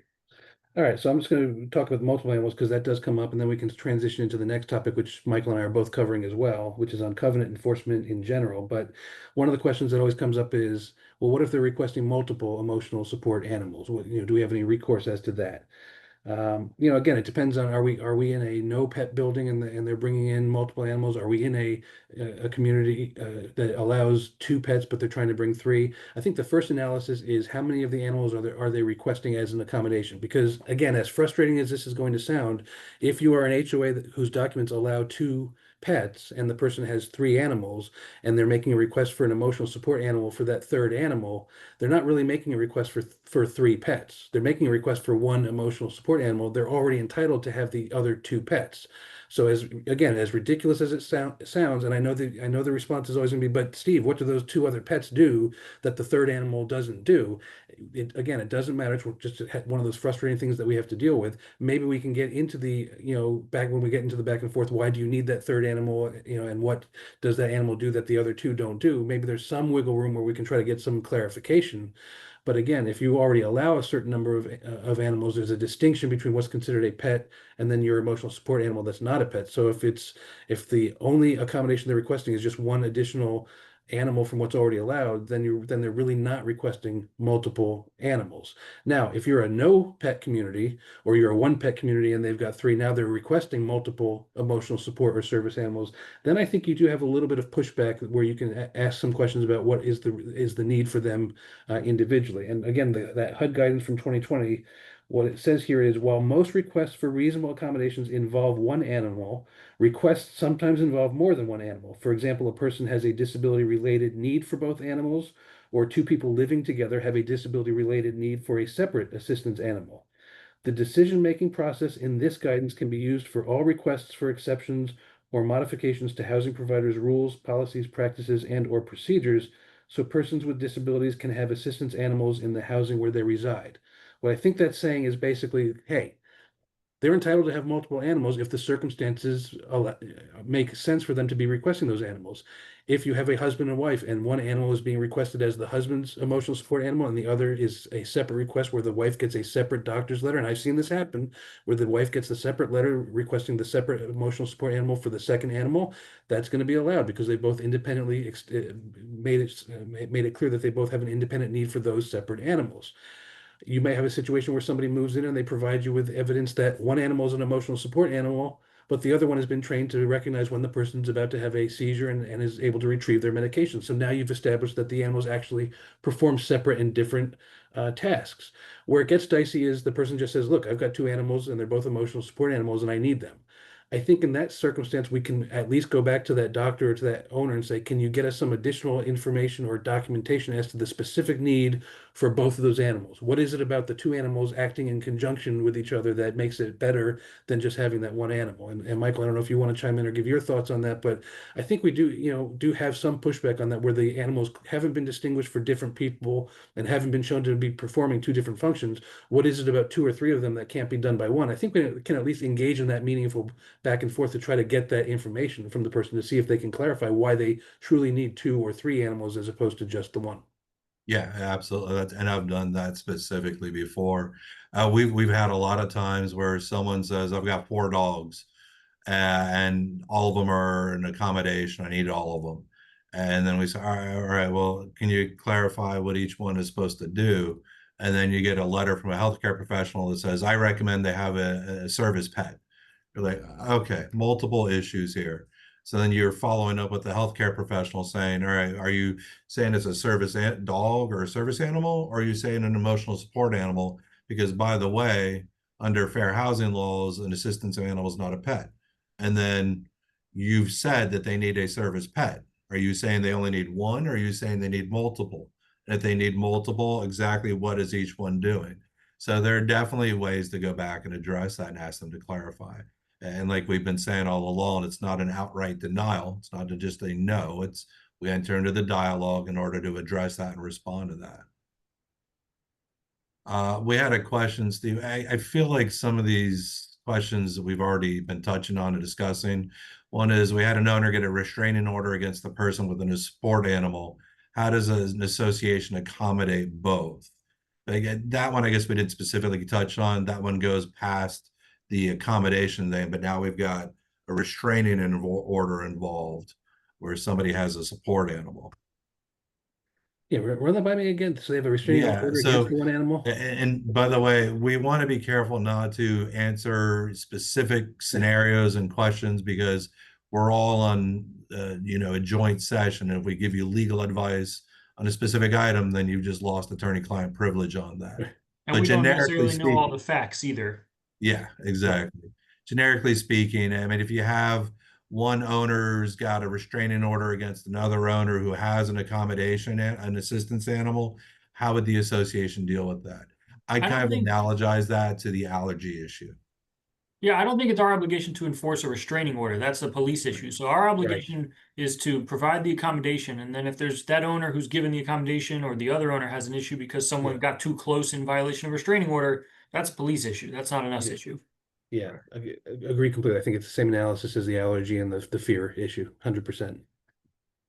So in this final slide, it's just a reminder, assistance animals are not pets. We can need to be careful with denial. We never outright deny. We engage in a dialogue with them. And we only deny if it's reliable objective evidence the animal poses a direct actual threat to the health or safety of others, or if it would actually cause substantial physical damage to the property of others, or if it poses an undue financial or administrative burden, or it would fundamentally alter the nature of the services provided. Do you have anything you want to add, Steve, or do you want to move on to covenant enforcement? Okay. I think we're at the 12 o'clock hour, so let's transition over to covenant enforcement if you want to start that one off. Sounds good. All right, Danny, can you move to the covenant enforcement? So just a few housekeeping notes for those, just reminders for everybody. The first pass code for those in attending on demand is going to be Monarch, MONARCH. If you're here live, the 186 or so of you here live on June 11th, starting at 10 a.m., you don't have to do anything with those passcodes. You used your unique registration and we have you. So anybody who's attending on demand, that is after this June 11th, 10 a.m. presentation, you are on demand. You'll need to send us an email. Again, we'll give you the directions later. The first password for which is Monarch. If you're a property manager, by the way, you can also get CEU course credits for these presentations. You'll just send us an email and let us know that you're a property manager because the form's different and we'll want to make sure we get you the correct form. So those are the two housekeeping notes. And with that, we'll go on to the covenant enforcement. Thanks, Danny. All right. Do you want to start this off, Steve? Well, I'll start off and feel free to take over when you feel comfortable doing that. But I always start off covenant enforcement with the question, well, what is a covenant in the first place? I mean, what are we enforcing, right? And you'll see from the slide here, what is a declaration? It's a contract, it's a covenant. I like to look at a declaration provision. That's what we're really talking about, and we'll talk about rules in a second. But a covenant is something that runs with and binds the use of the land itself. So your declaration provision, yes, the declaration is a contract between the owners and the association, but it is a covenant that runs with the land. It binds the use of the property. Who is entitled to enforce the declaration? Associations are entitled under 720 to enforce the covenants, the declaration, as well as your rules and regulations. But you individual members, believe it or not, and not a lot of associations realize this, but the individual members under 720 also have an independent right to enforce the covenant. So if an owner has an issue with the next door neighbor, they have an independent right to engage their own counsel and to enforce the declaration and the rules. Must covenants be enforced? This is a question we get all the time. Yes and no, and Michael, if you want to chime in a little bit on this, there is some case law that talks about, the ability of the board to exercise reasonable judgment in terms of when and when not to enforce its documents. But then you can, of course, get into some selective enforcement issues, and we'll cover that a little bit later in the outline when we talk about what if covenants are not enforced. This is sort of just an intro outline, but maybe we should just skip to the substance in the next slide and kind of get into each thing in more detail. Sure. Okay, Michael, you want to kind of talk about the enforcement? Yeah. So first off, the association's remedies are cumulative. So if you pick one particular remedy, that's not mean you're done and you can't move forward from that. But you start with the association's level of its remedies, its enforcement remedies. What's it going to do? So typically the first thing, we like it, we think it's good. It's not legally required, but we think it's good. You send a friendly reminder. So rather than jumping right to 100 miles per hour, you kind of build up. You say, maybe the owner didn't realize they were in violation. Maybe they did, but still, they're still your neighbor. So you don't want to just go smack them with a sledgehammer the very first instance of something, depending on what it is. So you start off with a friendly reminder. It says, hey, maybe you were or were not aware, or you forgot, but the governing documents say you can't do what you did, or you have to do something that you didn't do. Like, for example, you're supposed to mow the yard. You didn't mow the yard. It'd be great if you could mow the yard, because we're all trying to keep our property values up. We're all trying to make our community look nice and welcoming and properly maintained. So you didn't mow the yard. Can you please do us a favor and get out there and mow the yard? It's a nice friendly reminder, thanks. Or, hey, by the way, you're not allowed to paint your house polka dots, actually. I'm not sure why you thought that looked good, but you didn't even ask for approval. So, please do that. So a nice friendly reminder. And hopefully you have reasonable people and they agree and they get it corrected right away. That's great. Then you're set. Then you're going to have plenty of others that can't tell me what to do, even though they live in an HOA, and the HOA certainly can. And so then you're say, okay, we need to get a little bit stronger. Friendly reminder didn't work, or maybe they just didn't get to it quick enough. So there's a less than friendly reminder. Yeah, not legally required, but we think it's nice. They're your neighbors. I think it makes good sense to do. So second letter says, hey, we asked you nicely to do this before you didn't. Something going on. We need you to take care of this. Please get this done right away. If not, we're going to have no choice but move on to next steps and to pursue our remedies further. However you want to word it. But again, maybe just another reminder that's not quite, this is what's happening. This is what you've done wrong. And now here are the consequences. So it's just that one more reminder before we hit the consequences. So it still doesn't work. So then where are you at?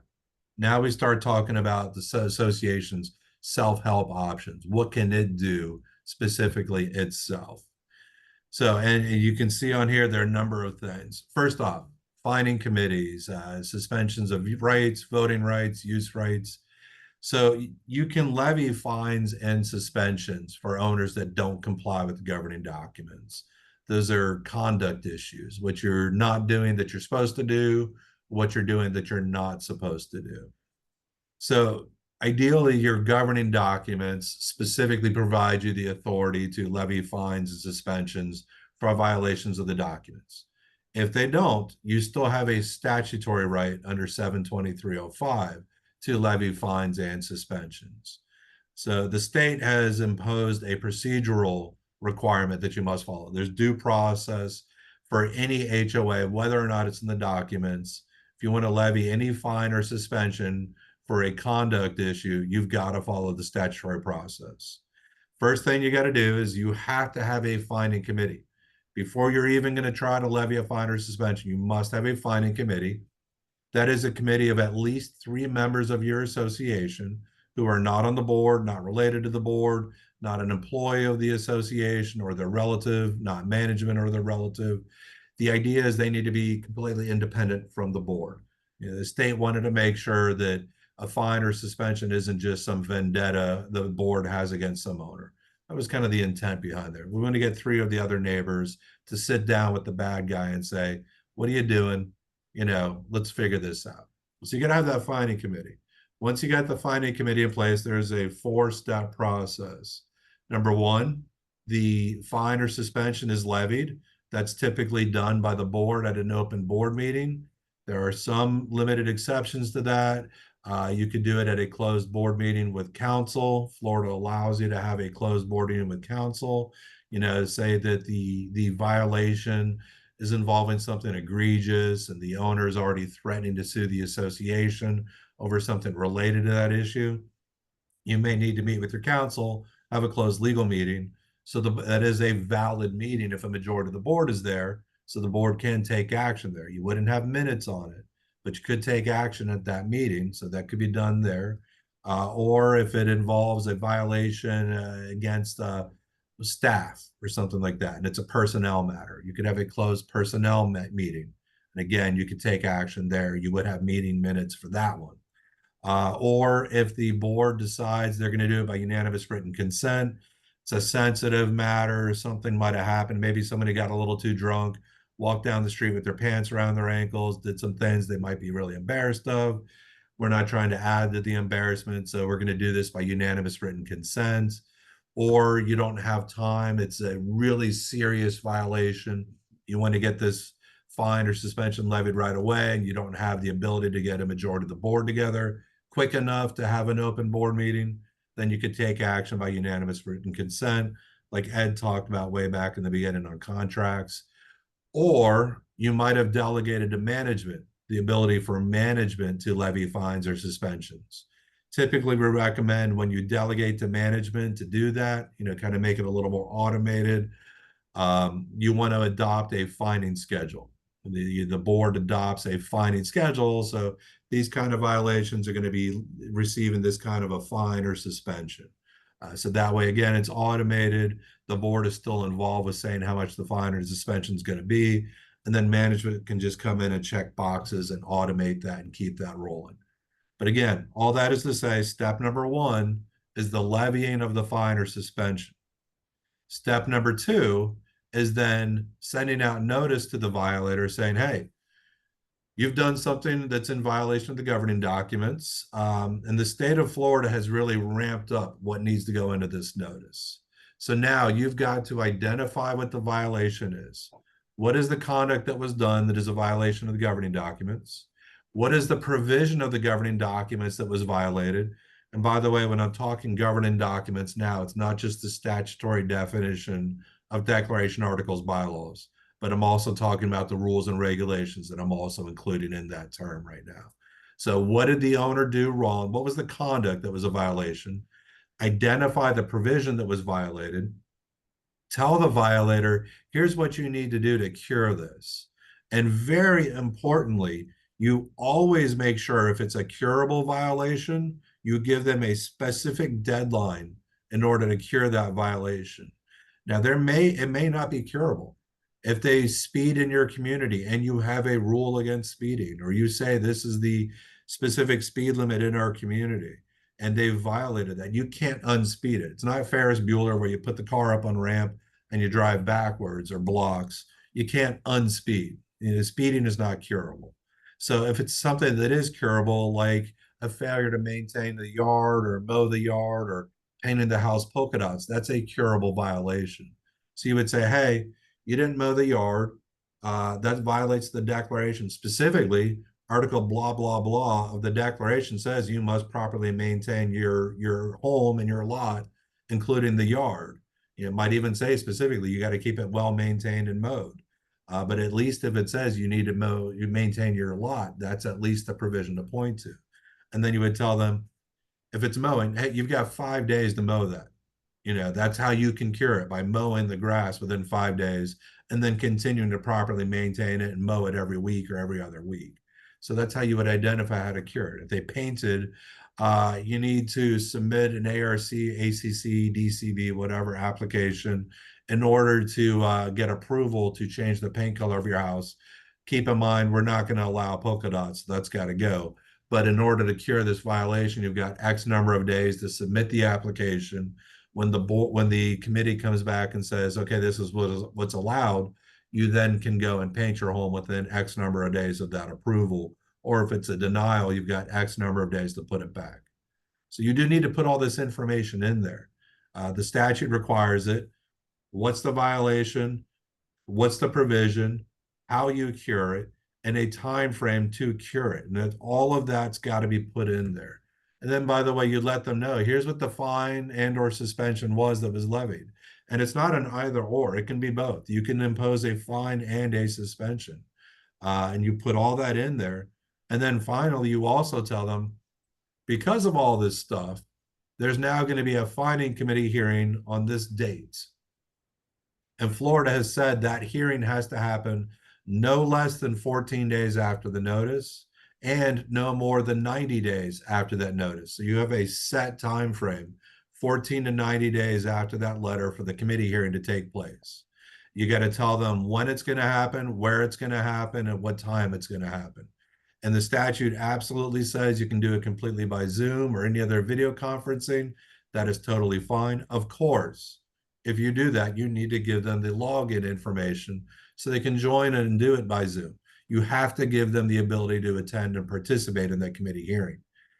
Importantly, if they don't show up, that's fine. They're not required to attend. If they don't want to, that's fine. It was their choice. That's their chance to explain why they shouldn't have the fine or suspension upheld. But the committee hearing has to happen regardless. So even if they don't show up, that's fine. The hearing still happens. So that brings us to step number 3, the committee hearing. So what's involved with that? Well, the committee is going to get together. They're going to review all the information that the board and management sent to the committee in advance, laying out what the violation was, all the information the association relied on in levying the fine or suspension, give them all of enough information so it's easy for the committee to see that this was indeed a violation, and so it is appropriate to uphold that fine or suspension. And then the committee is going to hear from the owner or the tenant or whoever violated, if they show up, and listen to them. They're going to explain why they don't think the fine or suspension should be enforced. And the committee's sole job, the only thing they are allowed by law to do, is to say yes or no to the fine or suspension. That's it. They don't get to play King Solomon and say, well, cut the baby in half. You get the top half, you get the bottom half. They don't get to do that. They don't get to say, well, I understand that the board levied a $500 fine. I think that's too much. I'm going to make it $200. They don't have the right to do that. It is a yes or a no, and that is it. If they go beyond that, that was an invalid action, and we'll have to address it accordingly. But once that committee makes that decision, now we suggest, after the committee sees everything that the association has sent, and I would get that to them before the hearing, and they listen to the owner if the owner shows up. And by the way, the owner can have witnesses that they want to bring in. It's not a court of law. There's not all this cross-examination and testimony and all that stuff. But they do have a right to show up and try to defend themselves, and to have their friends show up and explain why the fine shouldn't be imposed or the suspension. After the committee hears all that, thank everybody, kick everybody out except for the committee. Then the committee can deliberate in private without worrying about someone listening in and hearing what they're discussing. And then once that committee makes that decision, report that back to the board and management, because then that brings you to step number 4. After the committee hearing, within 7 days, a follow-up letter has to be sent out on behalf of the committee that says, this is what the committee decided. This is what it determined. It said, maybe, yeah, there was a violation and we've upheld the fine or suspension. or yes, there was a violation, but we're not going to enforce the fine or suspension. We decided you're a nice person, maybe you made a mistake, or there was no fine, there was no violation, so we're not upholding the fine or suspension. So you got three basic findings that'll be laid out in the letter. And again, that letter is going to have to repeat to the violator, this is what you did that was wrong. This is the provision you violated. This is the fine or suspension that was levied. You now have 30 days at least to pay the fine, and this is what you have to do to cure it. So that is the statutory process. I talked for a bit. Steve, do you want to jump in on anything? Yeah, and I want to reiterate a few things because there are a lot of misconceptions on what is required under the statute. So I think the key take-home points, and you did a great job on going over all of them. Number one, board action first. Again, whether it's been delegated to management, and you should discuss that directly with your association's attorney as to how to put that into place and so forth. But whether it's been delegated, whether it's been done by unanimous consent or at a meeting or at a closed meeting, all the options are great. But bottom line is board action first and then gets referred to the committee. And the committee hearing must take place. The statute is very clear. It says that a fine may not be imposed unless a majority vote of the committee votes to uphold the fine. So it's not an appeal, right? I know a lot of associations kind of think of it as an appeal and say, well, we've sent them a fine, and if they appeal it, we'll give them a hearing on 14 days notice, or they have 14 days to appeal the decision to get a hearing. It's not up to them to appeal it. It's not up to them to take the next action. You've imposed the fine, you've proposed the fine. It now automatically moves to that 14-day notice hearing in front of the committee. That hearing has to happen. Again, not an appeal that they have to request. It's something that does have to happen. Even if they don't show up or acknowledge the hearing and no one shows up other than the committee, as crazy as it sounds, I still advise that the committee actually uphold the fine if it wishes to uphold the fine, because again, that same language, a fine may not be imposed unless it's approved by a majority vote of the committee, I think would require that committee to make that affirmative vote at that hearing, whether the person shows up or not. Steve, would Yeah. you guys agree that even if it's one of these, let's say a traffic violation that's a subject of a fine, that even if they pay that, they should still go ahead and bring that up and have the committee approve it at the subsequent hearing committee meeting, provide the notice, et cetera, so they don't turn around and say, hey, I didn't have to pay this, I want my money back. Exactly, and that happens a lot where the person admits to doing it wrong. They just don't want to be bothered to having to show at the committee hearing, and they send them the $100 check for the fine. I would still schedule it anyway, again, even if they don't show it up, because you're right. They could turn around and hire counsel or something, and then you're served with a demand letter, 6 months later saying, hey, by the way, I want my $100 back because you didn't have the hearing and actually vote to approve the fine. So 100% always have the hearing scheduled on the 14-day notice, have the hearing, and make sure the committee votes to approve the fine before you can actually impose it. Right, and when the letter goes out saying the fine's been approved, you can say, you can show the money's already been received. I mean, Right. that's okay. Is the Right. grievance hearing required to be noticed to the entire community and open for the entire community to attend? No, and under HOA law, there's only two types of committees that have to be open to the general membership. One is the architectural committee, and the other is any committee that spends money on behalf of the board of directors. So the fining / grievance / compliance committee hearing, whatever you're calling your committee, that can be done in closed session. And the 14-day notice is just for the person that is sought to be fined or suspended. The other thing before we go on to the different enforcement remedies beyond the finding that I wanted to point out that probably should have started with, but it kind of boils down to we need to make sure that we actually have something that we are attempting to enforce. And we didn't talk a little bit about the differences between the declaration and rules and what we're trying to enforce. So again, all this comes into play because there's something in our documents that is being violated, whether it's a rule or whether it's the declaration itself. Again, we talked about what a covenant is versus what a rule is. I will point out a few things before we go down the road of enforcement. Is you want to make sure you're consulting with your association's attorney. If we're trying to enforce a rule, there are a couple of pitfalls. So I do want to point out a few things, and then we can talk about enforcement by counsel. But if you're attempting to enforce a rule, always remember two things. Rules are judged on a reasonableness test as opposed to a declaration provision that is deemed to be valid and enforceable, or at least clothed with the presumption of validity, as they say. So again, if you're trying to enforce the rule, understand that there could be some reasonableness test that could be applied. So we want to make sure the rules have been reviewed and that they are reasonable and something that we really should be enforcing.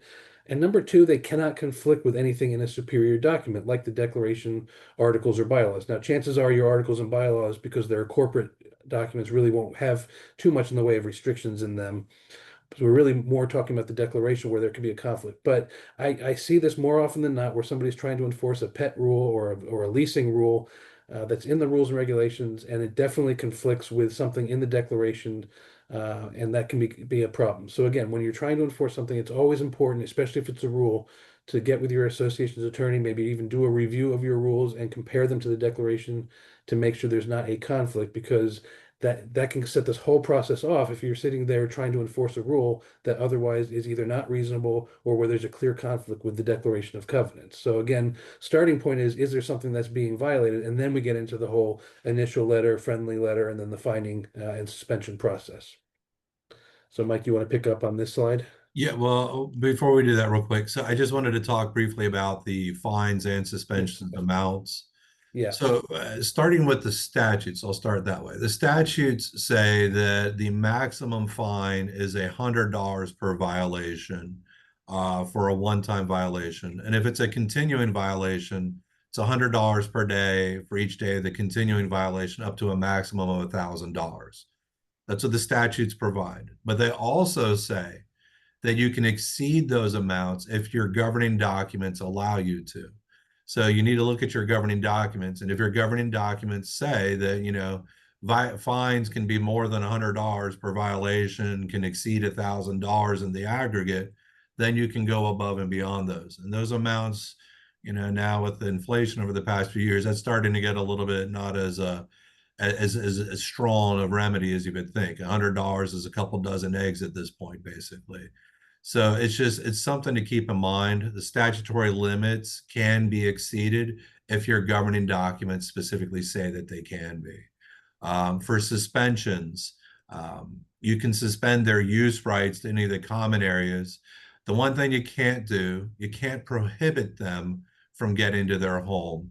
You can impair their ability to get to their home. So you can force them to go to the guardhouse instead of having automated ability to just to zip through with a barcode to go right through the automated gate. You can make them go to the guardhouse and identify themselves, make it a bit more difficult. Honestly, that we find that to be one of the better ways of enforcing the documents. People take notice when they have to keep going to the guardhouse just to get into the community to get to their home.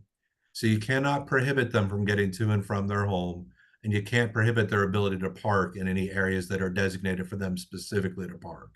So you do need to keep that in mind. You also can't, if there's any part of the common area where they needed to get to have a utility to their house, don't know what that would be, but if there was something, you would have to allow them to be able to get to that too. Otherwise, you can suspend all their use rights for conduct issues. Separately from Hey, Michael, that, before you move forward on that, I think it's important to note that when that provision first came out, it said you cannot impair one's right of ingress and egress to and from their home. And the term impair was problematic because if you look at the definition of impair could be basically anything, even putting a cone to make someone drive around, that would be deemed an impairment. The statute was changed, and now it says you cannot prohibit. And that's why this barcode suspension, making them go through the visitor's gate, has become really, really helpful in enforcement of the documents. I mean, so that simple change of one word in the statute really made enforcement a lot better.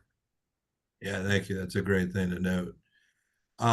Separately from conduct issues, the association can also suspend use rights and suspend voting rights if an owner fails to pay their assessments timely or they become delinquent in paying the association.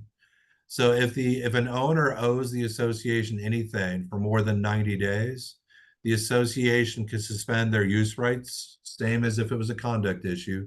You can suspend everything except for getting to and from the home. You can't prohibit that, or the ability to park or the common area needed for utility services. But so if they haven't paid for more than 90 days for anything that they owe, you can do that suspension of use rights, or you can take away their right to vote.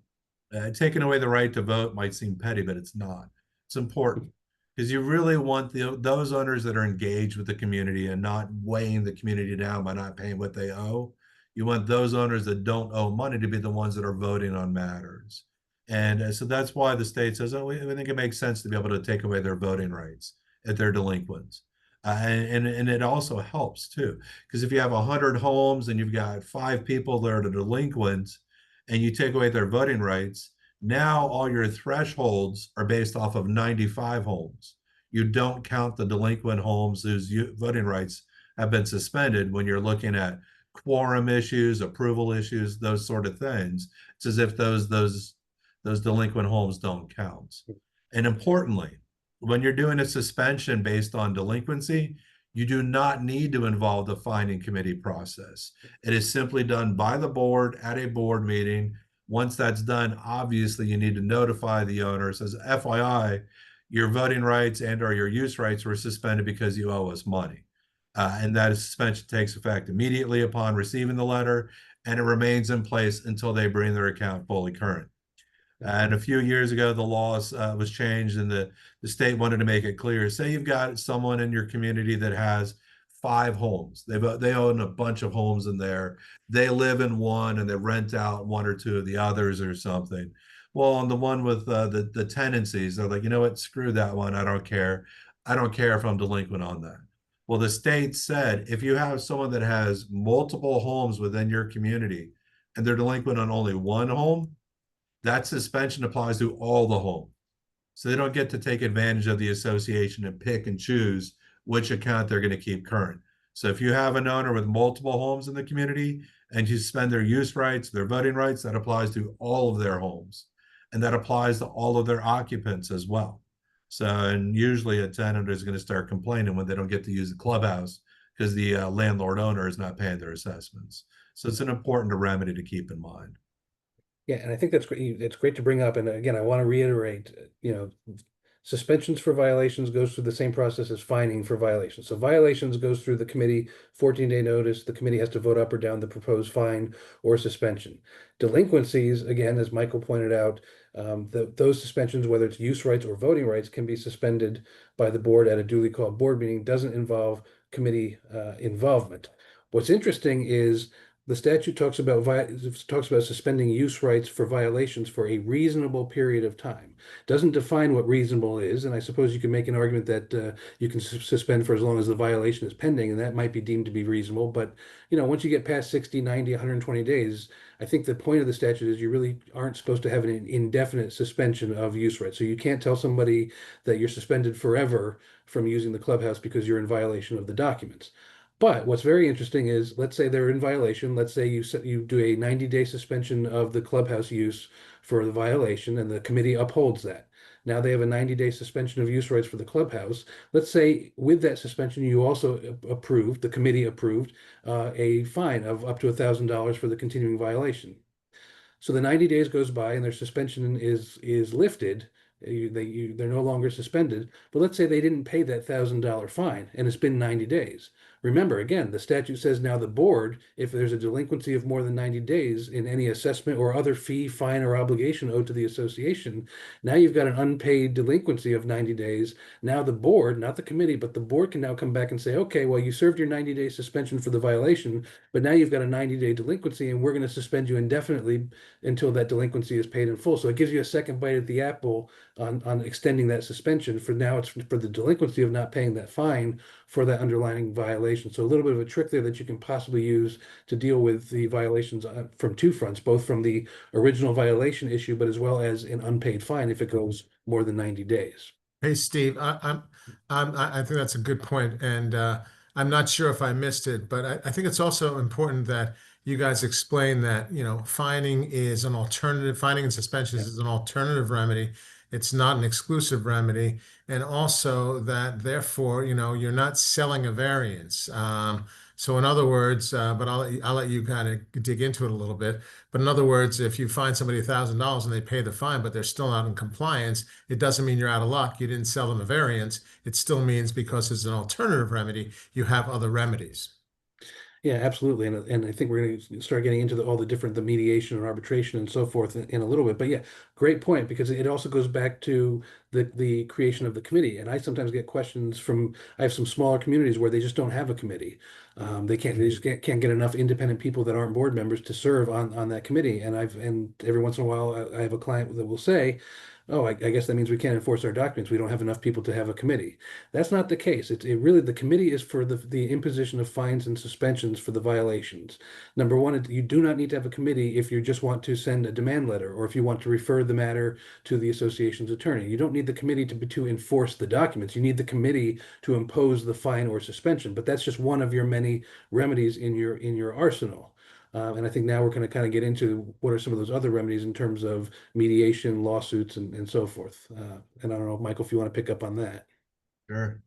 Yeah. So again, all of these remedies are cumulative. You picking one doesn't mean you're precluded from going with another one. And like Steve said, you don't need to do the fine or suspension if you want to move straight to getting the attorney involved. So everything we've been talking about was self-help options that the association can do without engaging an attorney.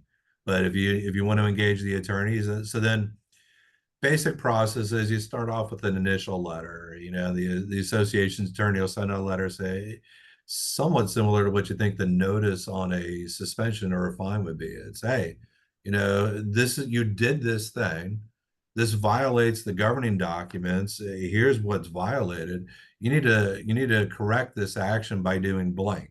And if you don't do it, then the association has the right to pursue further remedies against you. We like to send out an initial demand letter instead of jumping straight into mediation. You know, we think it's just a way to force a dialogue. You know, maybe the association's already exhausted its remedies and now is turning to us. So we're going to start off with that because we continue to increase the severity of the action. Or maybe the fine and suspension's happening at the same time we're sending the letter out. And that's fine. So again, we're just forcing this dialogue. But we like to start with an initial demand letter. After that, if they don't listen to that, really sending in multiple demand letters isn't going to do much. So you really want to move forward to the next step. And that's where you get into your administrative remedies and your legal remedies. So Florida says before you can file a lawsuit against an owner because of their conduct and failing to comply with the governing documents, you must first attempt mediation. Now, the slide, you know, it references COA and HOA. That's because we have it for condominiums and HOAs. But arbitration only applies to condominiums. It doesn't apply to HOAs. So the pre-suit requirement for HOAs specifically is mandatory mediation. So there's a statutory process on that. 72311 lays out the process. Basically what it is, when an owner is not complying with the documents, the association cannot get them to comply. Yeah, you might have tried the fine or suspension. You might have had to send or the attorney send an initial demand letter. Nothing's working, or it's something really serious and we need to take action immediately. Then you would demand pre-suit mediation. And so the statute talks about this letter that's sent to the owner, says, hey, you know, you're required to comply with the governing documents, but you aren't. Here's what you did wrong. Here are the provisions you violated. We're demanding that you participate in pre-suit mediation. And so the statute says when that letter is sent out, the owner has 20 days from the date of the letter to pick one of the mediators that we have listed in the letter that we send out and agree to have this matter mediated with that mediator. If they do not do so, if they don't get us that response in 20 days, the statute says you can declare an impasse and then you can proceed with a lawsuit. Now, we're never going to suggest moving forward on the 21st day. The mail is slow. The response from the owner has to come by certified mail. So you don't want to be filing a lawsuit on the 21st day. And then on the 24th day, you got the letter where the owner is like, I agree to this mediator. So we would suggest, yeah, the statute says 20 days, but maybe allow a few more days for the mail to come back. Also, although the statute mandates a certified mail response, you may consider getting an email back good enough. We don't want to necessarily rely on a technicality when we're going and filing a lawsuit. Because the statute says if you don't participate in the mediation process, even if you win the lawsuit, you're not entitled to your attorney's fees. So, you know, we want to approach that appropriately and carefully. Give the owner the 20 days to respond. If they flat out don't, then they've refused to participate. You can file a lawsuit. If they do get back within 20 days or a few days after that, and they say, we agree to this mediator, Okay. Now, the law also says you've got 90 days from the date the letter was sent out to have that mediation take place, unless both parties agree to an extended period of time. So when they respond, that's not another 90 days. It is still 90 days from the date of the letter. So it's 90 days from the date of the letter for the mediation to take place. So what we'll want to do is coordinate with the association. The association should make every effort to make that mediation take place within the 90 days. Obviously, the association isn't looking to drag this out. Owners may be trying to drag it out, but the association should not. Association should be trying to make that mediation take place as soon as possible and be reasonable about it. Don't say within the 90 days, there's only one day. This Saturday afternoon at 3 o'clock is the only day this mediation can happen. That's not reasonable. The court will see through that and say, well, you weren't really trying to participate.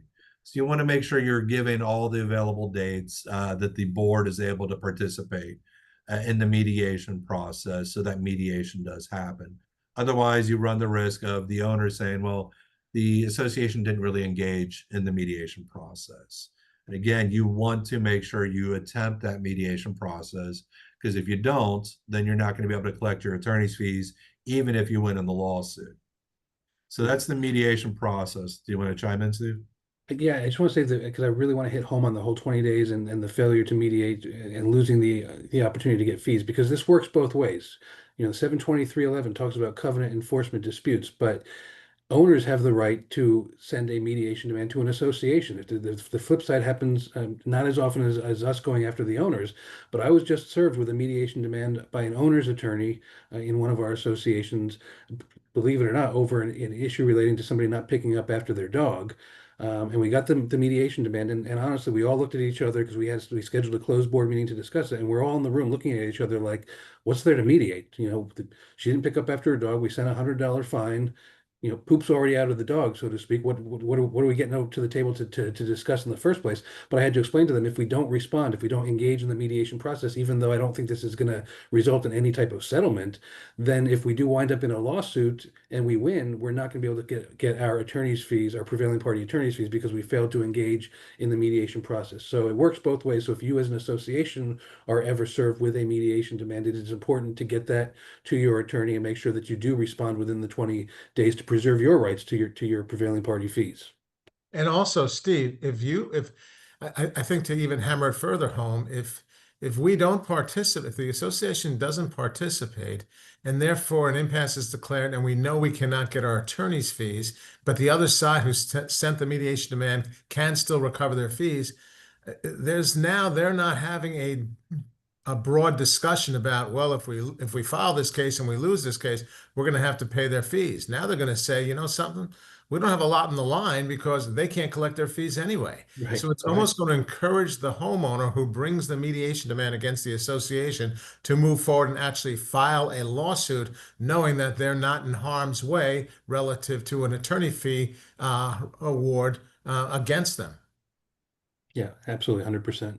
This, in addition, the statute in condos was also changed. I don't think you mentioned this, but as an alternative form, instead of going to arbitration, you can do the pre-suit mediation process in condominiums now as well. If you want to avoid having to go to arbitration, you can go to mediation and then to circuit court and bypass arbitration, which for many practitioners we find advantageous because we think the arbitrators miss the mark most of the time, or a lot of the time, although they may advertise as being a faster process than you would get in circuit court or county court, I guess, depending on where the jurisdiction is. You kind of get a wide variance of results more often in arbitration land. Yeah. So mediation, the mediator doesn't decide anything. The mediator simply tries to break down both sides and say, your position is flawed because of blank. And now is the opportunity for you to take control and work with the other side to resolve this matter. Because as every mediator and every attorney will tell you, there are never any guarantees in litigation. I've seen cases where the judge basically said the sky is green and the grass is blue. You can never guarantee what the outcome of any case will ever be, no matter how slam dunk of a case you think it is. You can't guarantee it. So then the mediator will point that out and say, look, by definition, there is going to be a winner and a loser in a lawsuit. So the best kind of settlement in a mediation is both sides walk away angry. So I kind of just gave away the spiel of every mediator probably. But the important point with that is settlement is great. And if you can achieve that with mediation, then that's what you get. But it isn't some side being declared the winner. It is reaching a settlement. And if you can't settle the matter, if it's not able to be settled in mediation, then your next step is the third point on this slide, your legal remedies. Now, if you want to continue to attempt to enforce this, you need to file a lawsuit. And so the typical remedy, the typical cause of action in that will sue for breach of contract, because like we said at the very beginning, Steve pointed it out, the declaration is a contract. It is a contract that runs with the land. It's written, it's set in stone, it is recorded. Every owner that when they buy their home in your community, they're instantly and automatically agreeing to comply with the contract. Whether they reviewed it in advance or not, they never signed it. Their acceptance of it was buying a home in your community. So they are bound by that contract. So the first cause of action is breach of contract. Judge, here's the contract. We call it a declaration. Here's what the contract required, but the owner didn't do that. They breached the contract. Another thing we'll argue is injunctive relief, declaratory and injunctive relief. Judge, we want you to declare that their action was a violation of our declaration, the contract, and we want you to issue injunctive relief. We want you to order them to do something, i.e. mow the yard, or not do something, i.e. paint the house polka dots. Don't do that. Or don't alter your home without getting approval. So that's what the injunctive relief is. Those are the two causes of action you're seeking. And part of the lawsuit, well, of course, going to say, and by the way, the judge, we're asking you to award the association the attorney's fees the association has had to expend in order to get to this point and force the owner to comply. So that's what the lawsuit will be on that. Do you have anything you want to add to Steve? We have a question on fines, but. Go, yeah, do the question, then I'm going to chime in on some a couple other things. Perfect. So this is a great question. So the question was asking us to go back to the amount of the fines. Can you explain what the dollar per day starts? So when does the fine start? Explain like when it's a continuing process. How do you get that? So the association says we're levying $100 per day for your continuing violation. Well, when does that start? The answer is it starts once the board levies that fine. It's not payable until the committee has confirmed it and we've sent the follow-up letter, and now it's 30 days after the follow-up letter is sent, because the statute has dictated that a fine is not due until at least 30 days after the follow-up letter is sent. That's the fourth step of the process. So it's not payable until 30 days after the follow-up letter is sent, no more than 7 days after the committee hearing. But the fine starts being imposed when the board says it's imposed. So it just may not be payable in advance. And so think about that. If you've got, let's say you're stuck with the statutory limits, the $100 per day, max of 1,000 for 10 days. The board has levied the fine and said, we're just doing what the statute has, $100 per day up to 1,000. And you get the notice out. Let's say you even do it the day after the board meeting when the fine was approved. Well, by law, you can't even have that committee hearing until 14 days later. But what does that mean? Say the owner never cures. 1 second, Lou. So by the time you get to that committee hearing, you've already had 10 days where the fine has accrued $100. It's already at 1,000 by the time the committee hearing takes place because it's not been cured. So Lou, did you want to chime in on that? Yeah, that was me hitting the wrong button. Okay.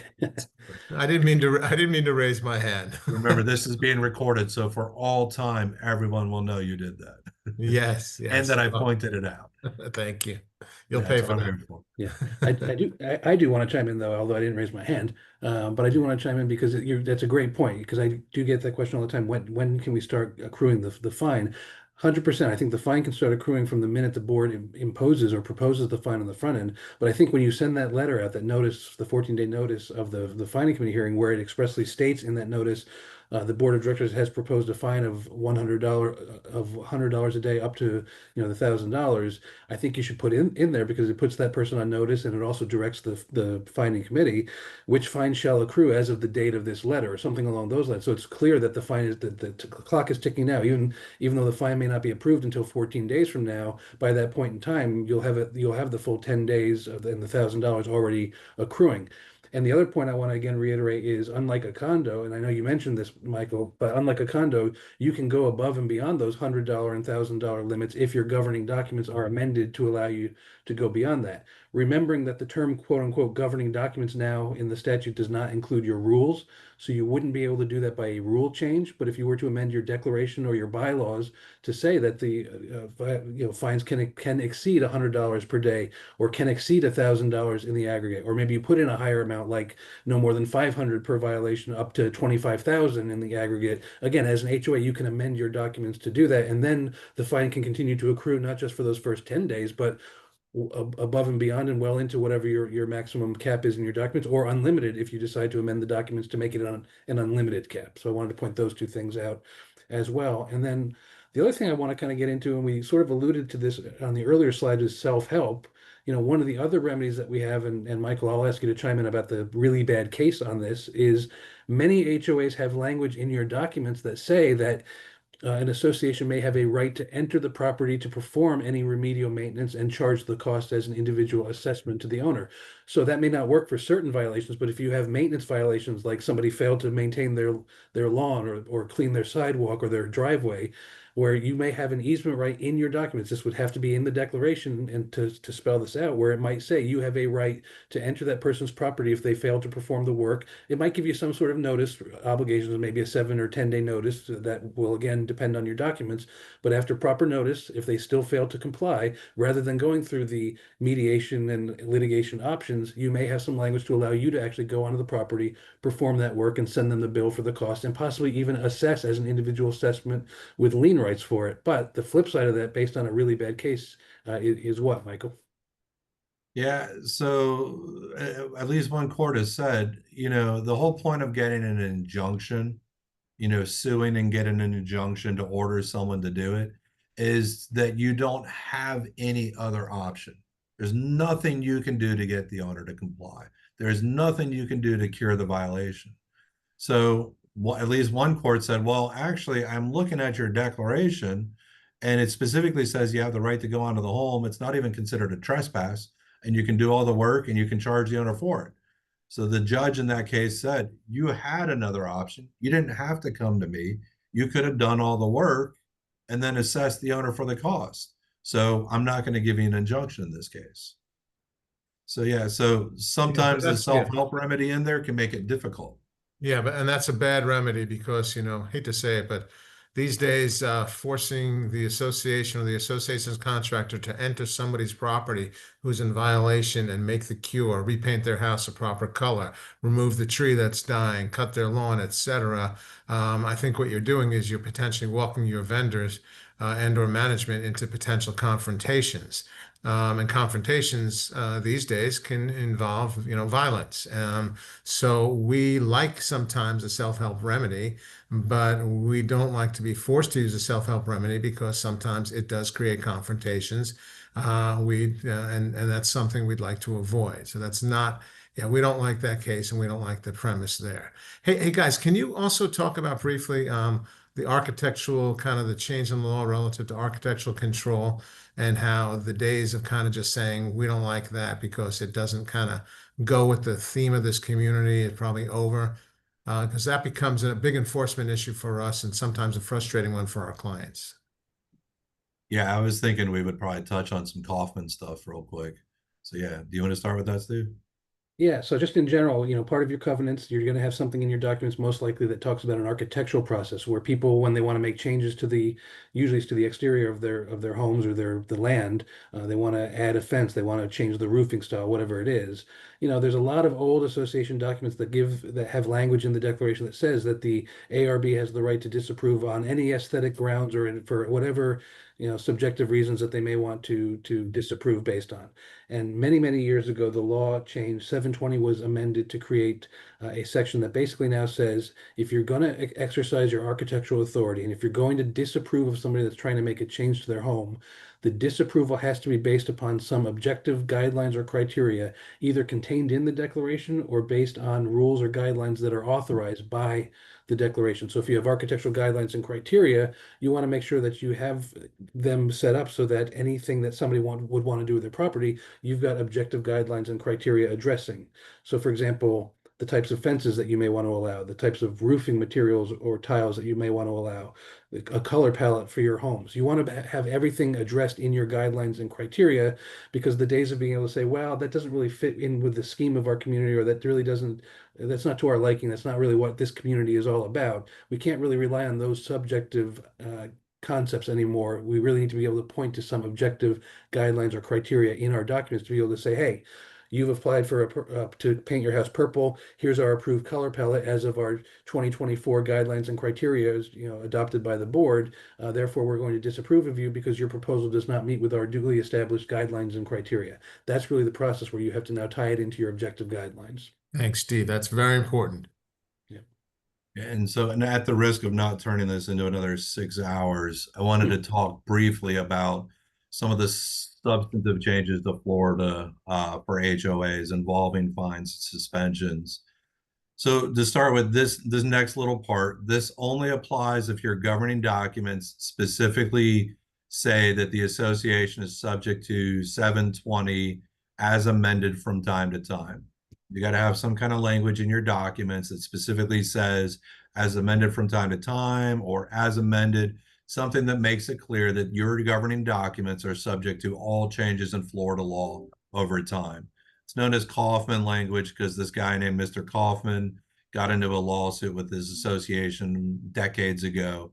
And the court basically said it's unconstitutional to make an HOA subject to all the changes in law unless their governing documents specifically say they will be subject to all changes in law. So a few things that the 720s changed substantively. A couple of years ago, they said you have to allow artificial grass in the backyard. They've expanded that. Basically, you can do anything you want in your backyard if you can't see it from another home or from a golf course or on the street. That only applies to associations whose governing documents specifically say 720 as amended from time to time. You don't have that, that doesn't apply to you. Last year, they said associations can't prohibit personal vehicles and contractor vehicles being parked in the driveway. That only applies if your governing documents say 720 as amended from time to time. With respect to fines and suspensions, they said you can't levy a fine or suspension for putting the garbage out up to 24 hours in advance of the collection time, or leaving it out up to 24 hours after that. And if you've got 2 collection days during the week, you basically have 1 day a week where you can enforce it. It's either a Saturday or Sunday, so it's not helpful. That only applies if your governing documents say a 720 as amended from time to time. They also said you can't fine or suspend if you leave your holiday lights or decorations up until you send a letter that says, hey, buddy, the deadline passed, you got 7 days to take it down, then you can pursue that. Again, that only applies if your documents say as amended from time to time. One other aspect with fining and suspending, when I talked earlier about making it crystal clear a time frame to cure a curable violation, what they did last year, they changed the statute and said, if an owner gets a fine or suspension for a curable violation, so again, it has to be curable, and the owner cures based on what's stated in the first notice that goes out, or the follow-up notice, step 2 or 4 of the process, if they cure per that letter, then the association cannot collect or impose the fine or suspension. And that could happen even after the committee has confirmed a fine or suspension. So you want to be very clear when it's a curable violation that you put into that letter, the 2 letters that go, the before and the after, what they must do to cure, and make sure it's a reasonable time frame to cure, but also make sure you impose a time frame, because it's a second bite or a third bite at the apple for the owner to cure after you've gone through all these steps to enforce the documents. And importantly, that specific aspect, that only applies for associations whose governing documents say 720 as amended from time to time.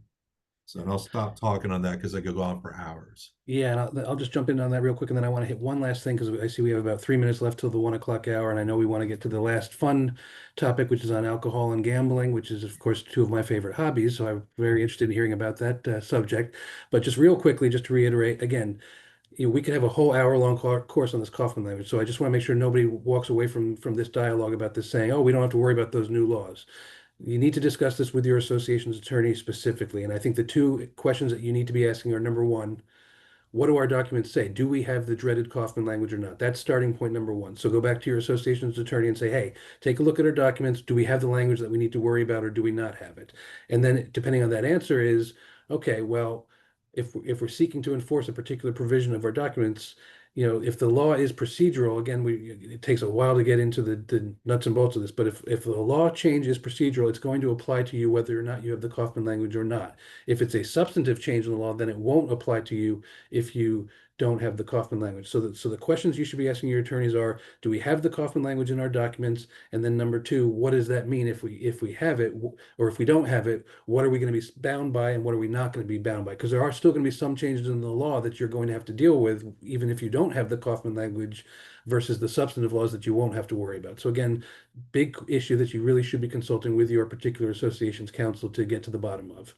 And then just as a final 1 minute recap of one last topic for this, selective enforcement and reimposing your governing documents. I just want to hit on this really quick because there could be some defenses to covenant enforcement. And the main one of that would be selective enforcement, which is, hey, you can't make me do that because you've got 7 other people on the property that have done the exact same thing. I just want to make it clear to everybody that selective enforcement is dealt with on what we call an apples to apples or oranges to oranges basis.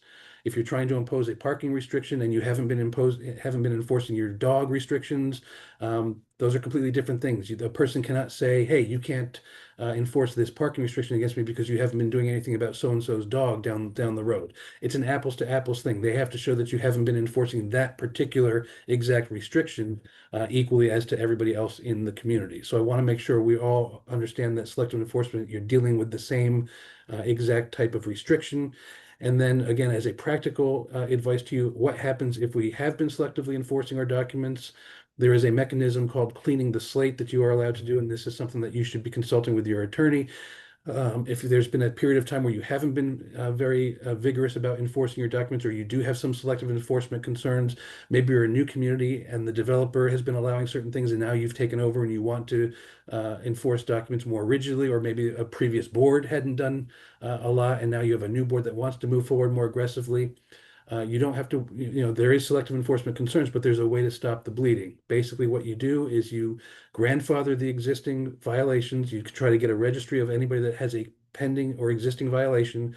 You grandfather them. And again, it's the violation itself that's being grandfathered, not the person. And then you republish the restriction to the community with what we like to call a clean the slate letter to let everybody know, hey, everybody, we may have some violations in the past. We may have been lax with enforcing these restrictions, but moving forward, this is the rule. This is the provision. We're going to be enforcing it strictly on a moving forward basis. And that way, at least you've stopped the bleeding. And so that future violations or replacements of existing violations will then have to comply with those restrictions. So if somebody gets in with a wooden fence and you have a no wood fence rule, you might have to grandfather that particular wooden fence, but if you clean the slate properly, that means that nobody else will be able to put up that same type of non-compliant fence. And if a hurricane comes in and blows down that person's grandfathered fence, they don't get to rebuild that fence because you've cleaned the slate properly and republished the restriction. Now, when they have to go and put in a replacement fence, it needs to comply with whatever your restrictions are in terms of what fences you will allow. So again, it's hard to kind of do that in 30 seconds to a minute, but selective enforcement, be aware of it and be aware of the possibility of being able to republish your restrictions to deal with that issue on a moving forward basis. And that is all I have, and we are at 1 o'clock. So unless there are questions or other comments, I guess we can move forward with the last topic of the day. Thanks, guys. We're going to move over to our resident fun expert, Michael Chapnick, who's going to present on music, gambling, and alcohol. So those of you of the 184 who are sleeping or have walked away, you may want to wake up for this one because he's going to tell you all of the fun things you cannot do in your association. Exactly. Hey, Danny and Michael, before you start, I just think we owe Michael a a level of applause, Michael Chapnick, a level of applause. He is the one that sat there still that entire 3 hours, if you notice the video. That I was level of discipline is mesmerized. unknown to mankind. That was amazing. Mesmerized. Didn't even have lunch. All right, Michael, good luck. All right, guys. Oh, sorry to interject. One more thing, Michael. I did publish the PDF tips thing to everyone in the chat, so I presume that's why you sent it with all those helpful links. It is in the webinar chat available for everybody to grab. There's a PDF there with some helpful links on the various items you're going to go over. So it's there. Awesome. Thanks, Danny. Yeah, what the document is a series of links to the licensing websites for the Bureau of Alcoholic Beverages, music licenses, and video licenses, and we'll talk about all of those things shortly. But I wanted to, people always ask when we do this class, this is all great information, but how do we get the licenses that you're talking about? So I had put together a cheat sheet, if you will, of links to the various websites so that you can get the licenses that we're talking about so that you can be in compliance. Now, I like to think that this class is fun, but mostly it's about me telling you all of the fun things you can't do in associations, or at least that you can do, but that you have to take precautions before you do them so that you don't get in trouble. So why don't we start with music and video licensing? You know, you've got a clubhouse in your association, you've got a restaurant, you do movie night. All of those things are great and wonderful activities. They help to promote the community and all of those good things. But all of that intellectual property, all of the music, the videos, the movies, the streaming services, they're all protected by copyright laws. So what do you do about that? Well, you have to get a license. What do we have here?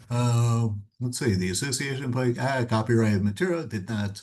So you may find yourself getting a letter from an organization called a Performance Rights Organization, PRO, like ASCAP, which is the American Society of Composers, Authors, and Publishers, BMI, Broadcast Music Inc., SESAC, another one, it's the Society of European Stage Authors and Composers.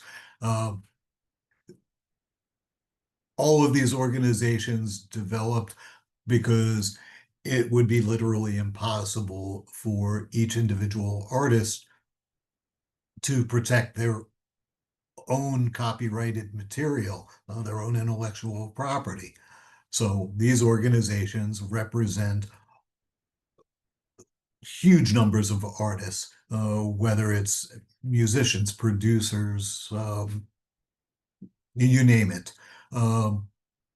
And their whole purpose is to issue licenses so that other people can lawfully use these bits of music, these whatever, these streaming services, play videos. So you may get a letter if you are playing music in the clubhouse or in the restaurant, and the letter is going to be from one of these performance rights organizations. It may be from an attorney, from a law firm, that says, we've been told that you're playing music and videos and whatnot, and you don't appear to have a license. You're violating copyright laws, and the fines are substantial and can be substantial. So it's not a joke. You do have to take it seriously. And before you even start going down the road of violating copyright laws, reach out, get a license, and then you're protected. You don't have to worry about it. Okay, and the same is true for streaming services. Some of them, I'm told, uh, offer commercial commercial subscriptions so that the license is included within the subscription. But if you're thinking about, um, let's say Spotify, for example, and you want to play Spotify music in the clubhouse, contact them. I believe the name of the company has changed. It's no, or for commercial purposes anyway. It's no longer Spotify, but we can get that for you if you like. Um, but get the license, then, like I said, you don't have to worry about it. You're protected. You're not breaking any laws, and you can continue providing these services to your members and enjoy the entertainment. Same goes true for video nights. You want to play movies, all of that. You have to have a license. No reason you can't do it. Just do it the smart way. All right. So with that, let's talk about gambling. Hey, Danny, how do we change the? Michael, before you do that, there's a question. I'm sorry. Yeah, There's a what do you got? question. Can you read it? Let's see. I have.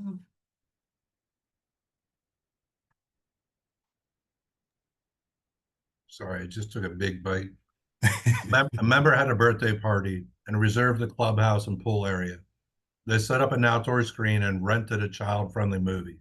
This was not an association issue. An event. Does the association have any issue? Aha. Gotcha.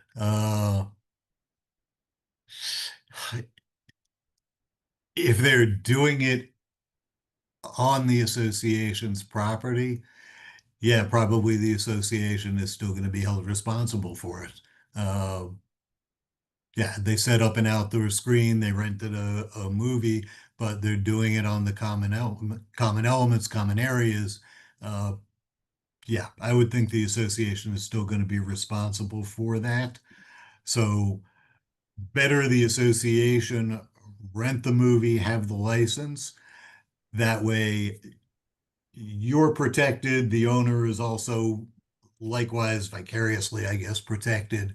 But our main concern, at least right now, is to make sure that the association is protected. So, yeah. Could you probably also do like rules that say if you're going to, rent out part of the common areas, if you plan on putting up any movies or music or anything, you must show proof of proper licensure in order to do so? Yeah, I think you can absolutely do that. Or require that they rent the movie through the association who already has its license. But yeah, laying that out in a set of rules makes sense because it lets everybody know what's expected, what they're allowed to do, and how to do it. And there was kind of a related question that said, renting out the clubhouse to families when music played, does this need to be in place as well for the HOA? So it's a similar thing, whether it's a movie or it's streaming music. If it's Yeah, on as long common as area, it's got to be licensed, right? right, as long as the association has its license in place, that's the whole purpose of it, which is to allow you as an association to be able to display, publish these protected works. Thank you. Where are the PDFs mentioned? Isn't I don't that know, the Danny, type? where is that? It's in the chat. If you click on the bottom, if anybody wants, click on the little chat symbol, the two little cartoon balloons. If you click on that near the bottom, there's a comment from Danny to everyone, and it's a PDF tips for ABT and music licensing, and you can click on that and download it. Yeah. Yep. There it is.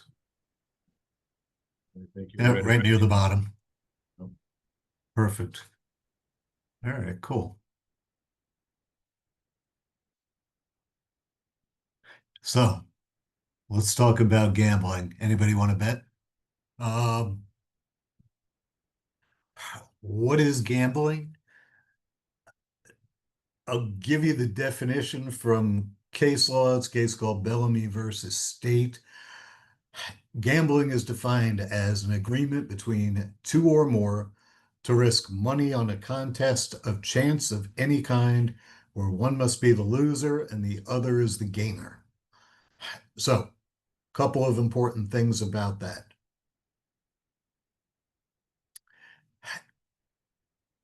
Most important, it's a game of risk. It's a game of chance. Okay? So, if it's a game strictly of skill, then it may not be gambling. What am I referring to? I'm talking mostly about trivia contests. But if we're talking about card games, if we're talking about raffles, drawing numbers, 50/50s, things of that nature, those are all games of chance. They are all gambling, and unless they're accepted in the statutes, they're illegal. So, and I know what you're thinking. There's gambling everywhere. Chances are, if you're seeing it happen, it's because it's operating under some kind of an exemption.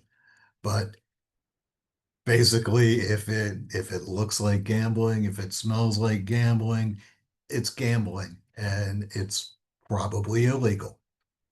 Now, and I'll tell you, just coincidentally, I'm dealing with this issue in an association right now who is being accused of having held a raffle. Fortunately, the association wasn't involved in it, but an owner reported it to the local police department, and they are investigating it as a crime. So, first time I've ever heard of that happening, but clearly it can happen, and the authorities do take it seriously, and they are giving resources to the investigation. So even though it may not seem like an important issue, it may not seem like much, it is taken that way. Okay. So what are you allowed to do? A couple of things. One, you are allowed to have penny ante games. What is a penny ante game? Penny ante game is any game or a series of games of very specific games. So poker, pinochle, bridge, rummy, canasta, hearts, dominoes, or mahjong, where the winnings of any player in any single round don't exceed $10 in value. So you're allowed to do that. And you're allowed to allow those games in your clubhouses. Okay. So those games, you're fine, you're good. But remember, for the association's protection, the association can't receive any kind of payment, entry fee for allowing those games to happen. You can't charge for it, can't charge any kind of participation fee. Strangely, you're not allowed to advertise that the games are happening. So I'm not sure how people know other than word of mouth, but you can't put them in newsletters. You can't put them on the bulletin boards that say, come Tuesday night at 7 o'clock to the clubhouse, we're having a game of mahjong. Okay. Obviously can't be under the age of 18. And bad news, that's the winnings don't form an enforceable contract. So if somebody welches, you're kind of out of luck. Sorry about that. So let's see. And then there's bingo. Thank you, Danny. That was very good. So Was his recognizing that. name-o. What's that? Bingo was his name-o. Bingo was his name. So recognizing that it is popular and strangely, my wife and daughter just started playing bingo. You are allowed to hold bingo games in your association's clubhouse. Remember the net proceeds after your actual expenses have to be donated to a charity. As long as you do that, you're fine. Or they can be used, obviously, for the costs involved. But beyond that, gambling is just not allowed. So be careful. It is taken seriously, obviously, by the authorities. The 50/50s, the raffles, you just can't do them. Different though than trivia games, and it is kind of interesting because those are looked at more as games of skill, knowledge, skill than risk. And because of that, those are allowed. Yep, I just saw a question.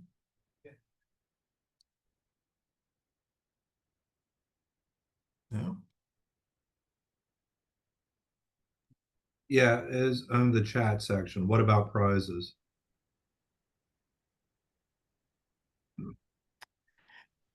Prizes are going to be treated the same as money. There are companies out there that will run casino-like games, but obviously not casino games. They're not paying out. So if you want to hold the casino night, you would definitely want to go through a company like that. And then another question popped up in the chat. What about a member card game in the clubhouse with no club involvement where the proceeds can be several $100s?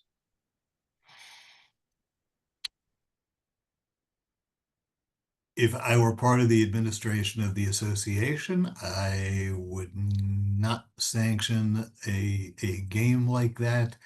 And you're probably best off not allowing it to happen there because it does violate the rules on penny ante games, and doing so could subject the association to liability. But I think the reality is that as Michael said, it's not sanctioned by us.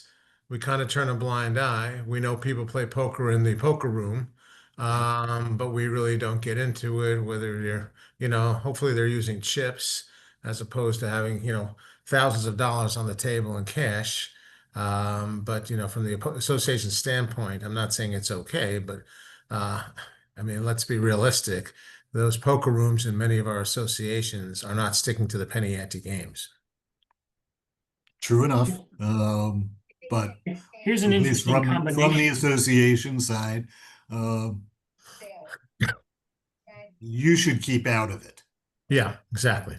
Okay. Here's an interesting combination question. If you have Yeah. a musical trivia night, do you need a license for the music being played?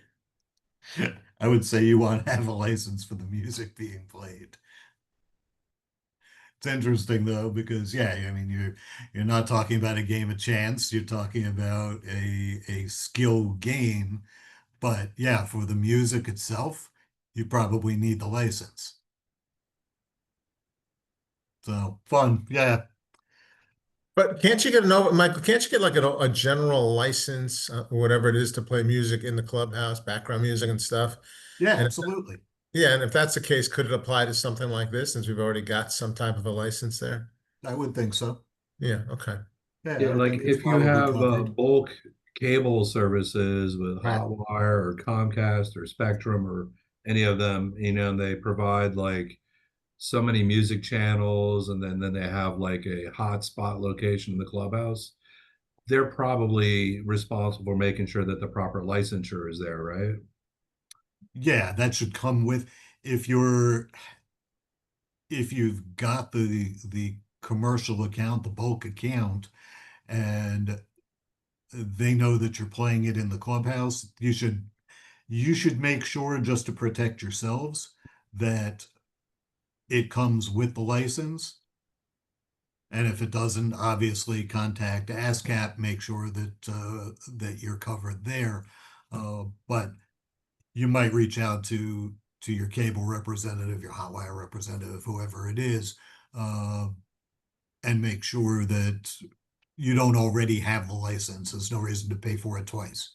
Yeah, and you know, and that might get to what Ed started the whole day with, as far as making sure the contract identifies that if they're providing you some type of access and the cable to the TVs, et cetera, in the clubhouse, not just to the individual homes, that you're clear that the use of those in the clubhouse, I mean, for a Super Bowl night or something like that, is allowable. I think I mean, we don't want to have Comcast, Hotwire, or whatever the provider say, yes, and we gave you 3 hookups in the clubhouse, and then every time we hook something up to it, we violate the law.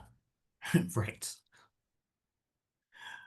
Michael, a question popped up. Can a nonprofit club give out raffle prizes with an admission fee?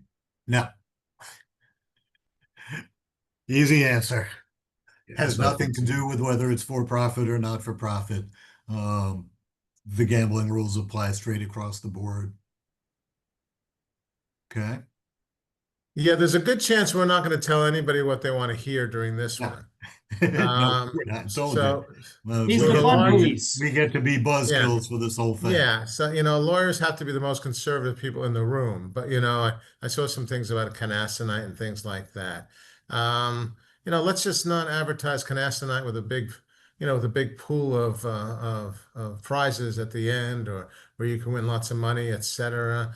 Let's stay out of it. If it's one for PACCOR or something, PACCOR or some other organization, kind of leave it to them to try to police, and we're just allowing PAPCOR to have an event at the clubhouse.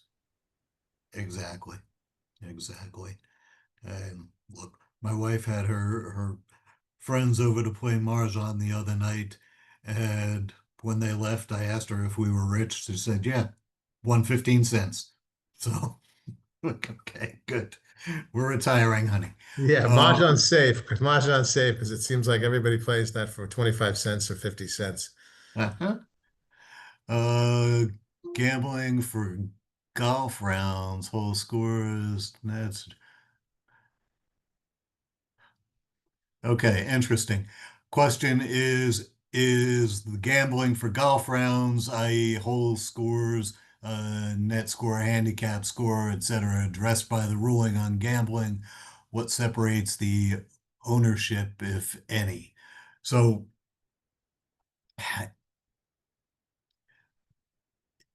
it's interesting because golf obviously is more a game of skill, and I don't know that the law was really intending on addressing that. Yeah, so But- my But take at on the it would be same that, time, you'd be, Danny, you want to jump in? yeah, I was gonna say my take would be that the association, if it was gonna have like, prizes for long drive or closest to the hole or any number of those things, or even if the members themselves wager on best score or that would not be prohibited as gambling. However, if bystanders in the clubhouse were betting on how other people were performing, that would be gambling and not allowed. Yeah, it's a good distinction. On the one hand, each of the players is relying on their own skill. On the other, you're betting on the chance that X player is going to be better than Y player.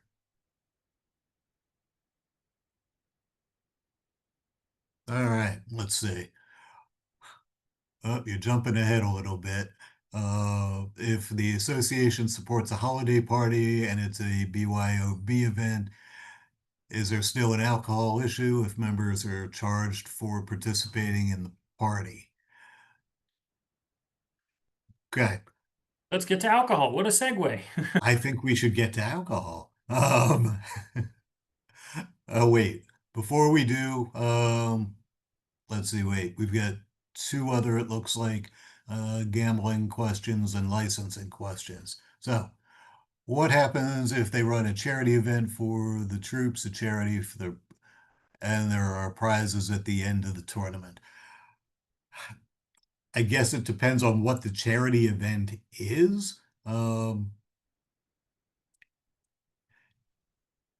if it's a raffle type of event, then yeah, I would say that probably the association doesn't want anything to do with that. Okay. But if it's a charity golf outing, for instance, Uh, and there's prizes at the end for best team or this, what, again, closer to the whole, also that would be permissible.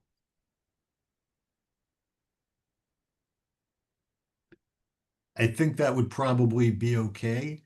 Look, again, you don't you don't want to obviously promote things like that. Um, it seems like that would be all right, but again, the goal here is to protect the association's interests, to make sure that it's not doing anything illegal, not putting the board members at risk, not putting management at risk. So just exercise caution in all of this. Let's see, before we move on to alcohol, can a club and a POA give giveaways by using raffle tickets to choose who wins? No cost of purchasing the raffle.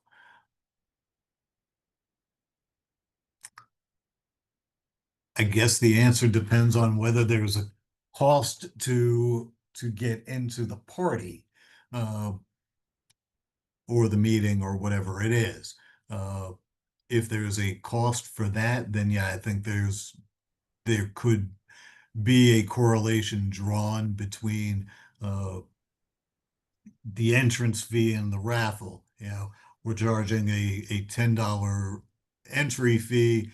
With that, you get a raffle ticket for whatever, a bottle of wine. It'll take us nicely into the next topic. Yeah, I would say that that's probably not authorized.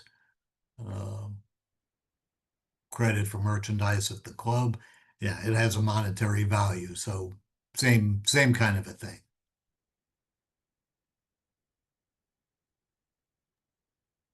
All right, why don't we jump into alcohol?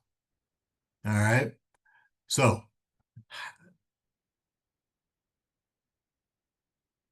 are we allowed to serve it? What are the rules? If you are charging for alcohol, even if it's not a direct charge, so you're having a meeting, or let's say you're having a dinner party, and you're charging for entry for the dinner. It's a $50 dinner. And with that $50, you get 2 drink tickets. Unless you have a license, or unless you're using a vendor with a license, then you are breaking the law. You're serving alcohol without a license.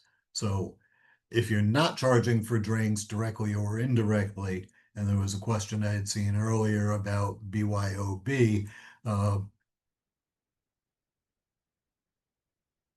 as long as the association isn't charging for the alcohol, either directly or as part of an entrance fee or a dinner or something like that, then you're fine. Let's look at a situation though where you've got a clubhouse, there's a restaurant. The restaurant has a license. Let's say it's in the association's name. Now you want to have a party out at the pool and you want to allow BYOB. Can you do that? I know Danny knows the answer. The answer is, because liquor licenses or alcohol licenses are issued based on a physical address, if the license is issued for the entirety of the clubhouse, and that includes the pool area, then no, you're not allowed to have BYOB, because you're not allowed to do BYO in the same physical area that's covered by the license, if that makes sense. Now, if it was divided into, let's say, Suite A and Suite B, and Suite A had a license, then theoretically you could have BYO at Suite B. All right. So let's come back. Most typical kinds of licenses are COP, consumption on premises. Many associations who have clubhouses, who have restaurants, bars on site, are able to get licenses on their own.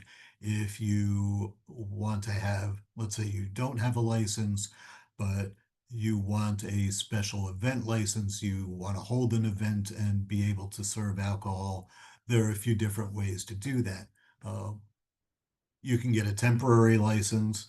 They have 1-day, 3-day licenses, not costly at all. You go through the process, but give it some time. It takes, I believe it can take up to a few weeks to get the whole thing processed. So do it as far in advance as you can. You can hire a caterer with a license already, or you can hold the event in a venue that has a license. Issue that we run into frequently, if the association has a clubhouse or a restaurant, is whether to have the vendor who's running the facility, the restaurant or the bar, have its own license, or whether that license should be the association's in the association's name.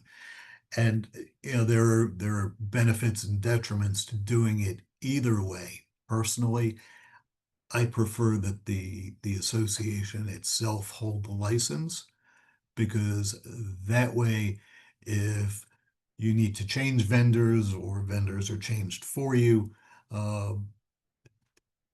you're not at the mercy of the license now disappearing or being unusable, because it's tied both to the address and to the vendor.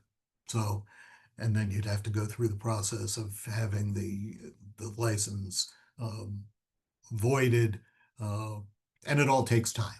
So yeah, to add to that, one of the points is you cannot have two licenses on the same addressed premises. So in the scenario where you have a vendor holding a license on your premises, and then you and that vendor decide to part ways, they have to file a relinquishment of their license before your new vendor can apply for their own license. And certainly if you've ended on bad terms with some particular vendor, they are typically not incentivized to move with any kind of urgency to relinquish their license.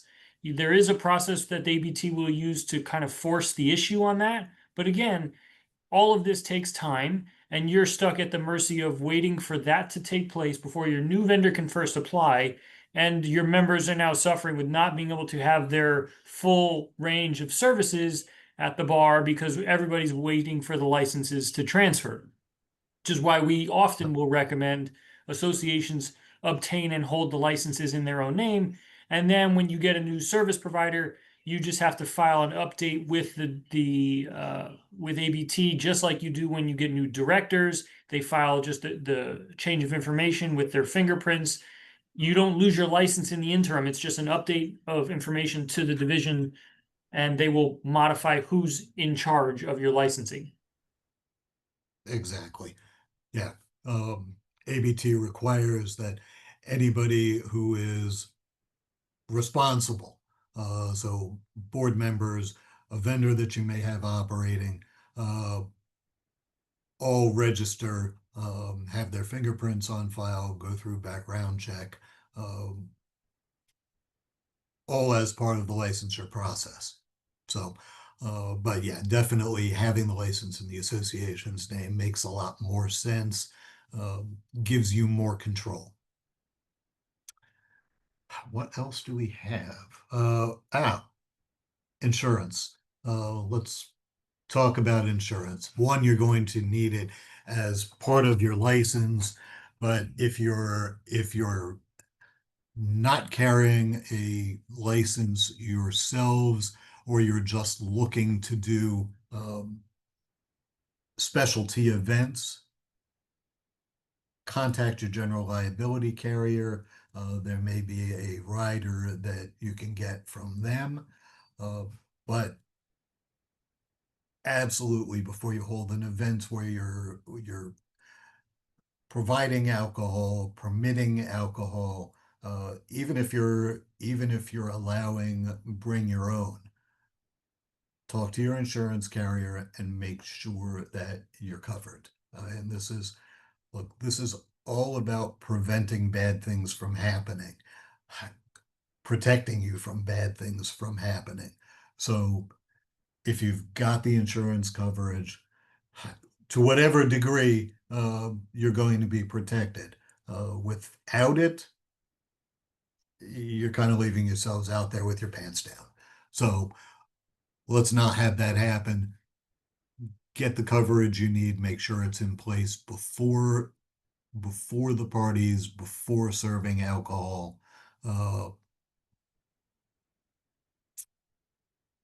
That's it. Let's see, any other questions out there? I don't see any right now. Oh, I did want to talk about clubs. See, I added this on in case I finished too early. So different types of clubs in an association that you might have. So you might have clubs that operate under the association: men's, women's club, the Brooklyn Club, the Mahjong Club, bridge, poker. And then you may have clubs that are operating independently and are separately incorporated. And you frequently see that where these clubs want to set up their own bank accounts, don't necessarily want to be answerable to the association, don't want to have to report, and don't want to necessarily share their income with the association itself. If a club is established under the umbrella of the association, in that case, the club shouldn't have its own bank account. It should be allocated whatever funds directly from the association. And if it's collecting monies, and you can handle the budgeting however you want to, but if it's collecting monies from its members for events, for dues, those monies should go into the association's accounts, even if it's going to be allocated for the club, so that it's all logged in under the association's tax ID number. The problem, or one of the problems, with having separately incorporated clubs, that separate entity isn't a member of the association. As such, it's probably not entitled to have use of clubhouse facilities, common area facilities, the clubhouse. The individual members might be, but the club itself, being separately incorporated and a separate entity, is probably not going to have that entitlement. So there's that. There's insurance. Clubs that operate under the umbrella of the association are going to be covered by the association's insurance. Clubs that are separately incorporated are going to have their own insurance. So when you find yourselves, if you find yourselves having to address an issue of a club saying we want independence, we want to secede from the union, we want our own articles of incorporation, our own bylaws, and we don't want to have to report to the association. The answer is that's fine, have at it, but here are the consequences. If you want to use our facilities, we may have to charge you separately because you're no longer operating as a member, although your members are members. The entity is not a member of the association. And you've got to have your own insurance.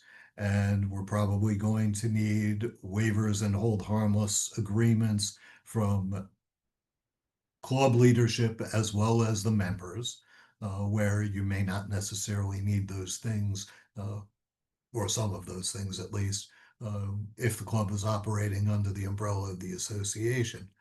So interesting issues that come up, and it comes up a lot.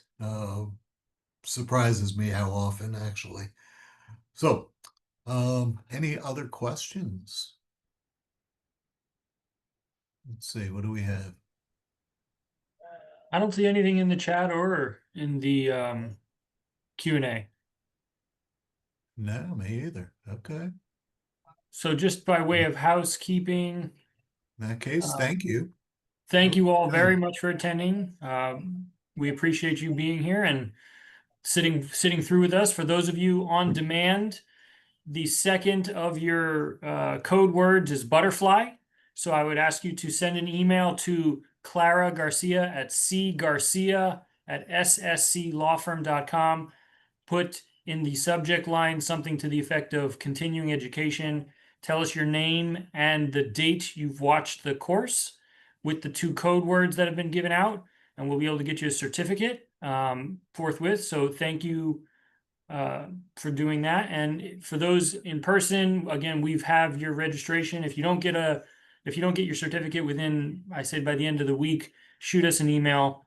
All of our emails are on the screen. So if you have any questions for our existing clients, thank you for sticking with us. For anybody who's not our client, if you feel free to reach out to any of us for any of our questions, any of your questions, and we'd be happy to talk with you. Danny, someone said, could you repeat the code words? I think it was monarch, butterfly. Well, we were only supposed to give them the second one right now. You just spoiled Oh, it. We need to shit. watch the middle one. Well, okay. The second one is butterfly. And it's only needed for those that are not attending the class Right, live. the on-demand only people. If you're Yeah, here yes, live, yes. you don't need the code word. Don't Yes, send us emails, please. Right. So you guys had to sit through it, make sure everybody else does. And the question was code words. So I was just being anal and responsive. Hey, Danny, Yes. can you put Clara's email in the chat? See, I don't know if the people who watch on demand can see the chat, I think they can. but it's once again, it's C Garcia, CGARCIA @ssclawfirm.com. If you have any issues, Clara's the one to reach out to. If you have any substantive legal issues, any one of us at our email address is on the screen. We'd be happy to answer any of your questions. And thanks for attending, everyone. Thanks for sitting through it. We all appreciate, I wasn't one of the speakers, but we all appreciate the nice comments that we're getting now. Thank you. Very much. All right. Take care, everybody.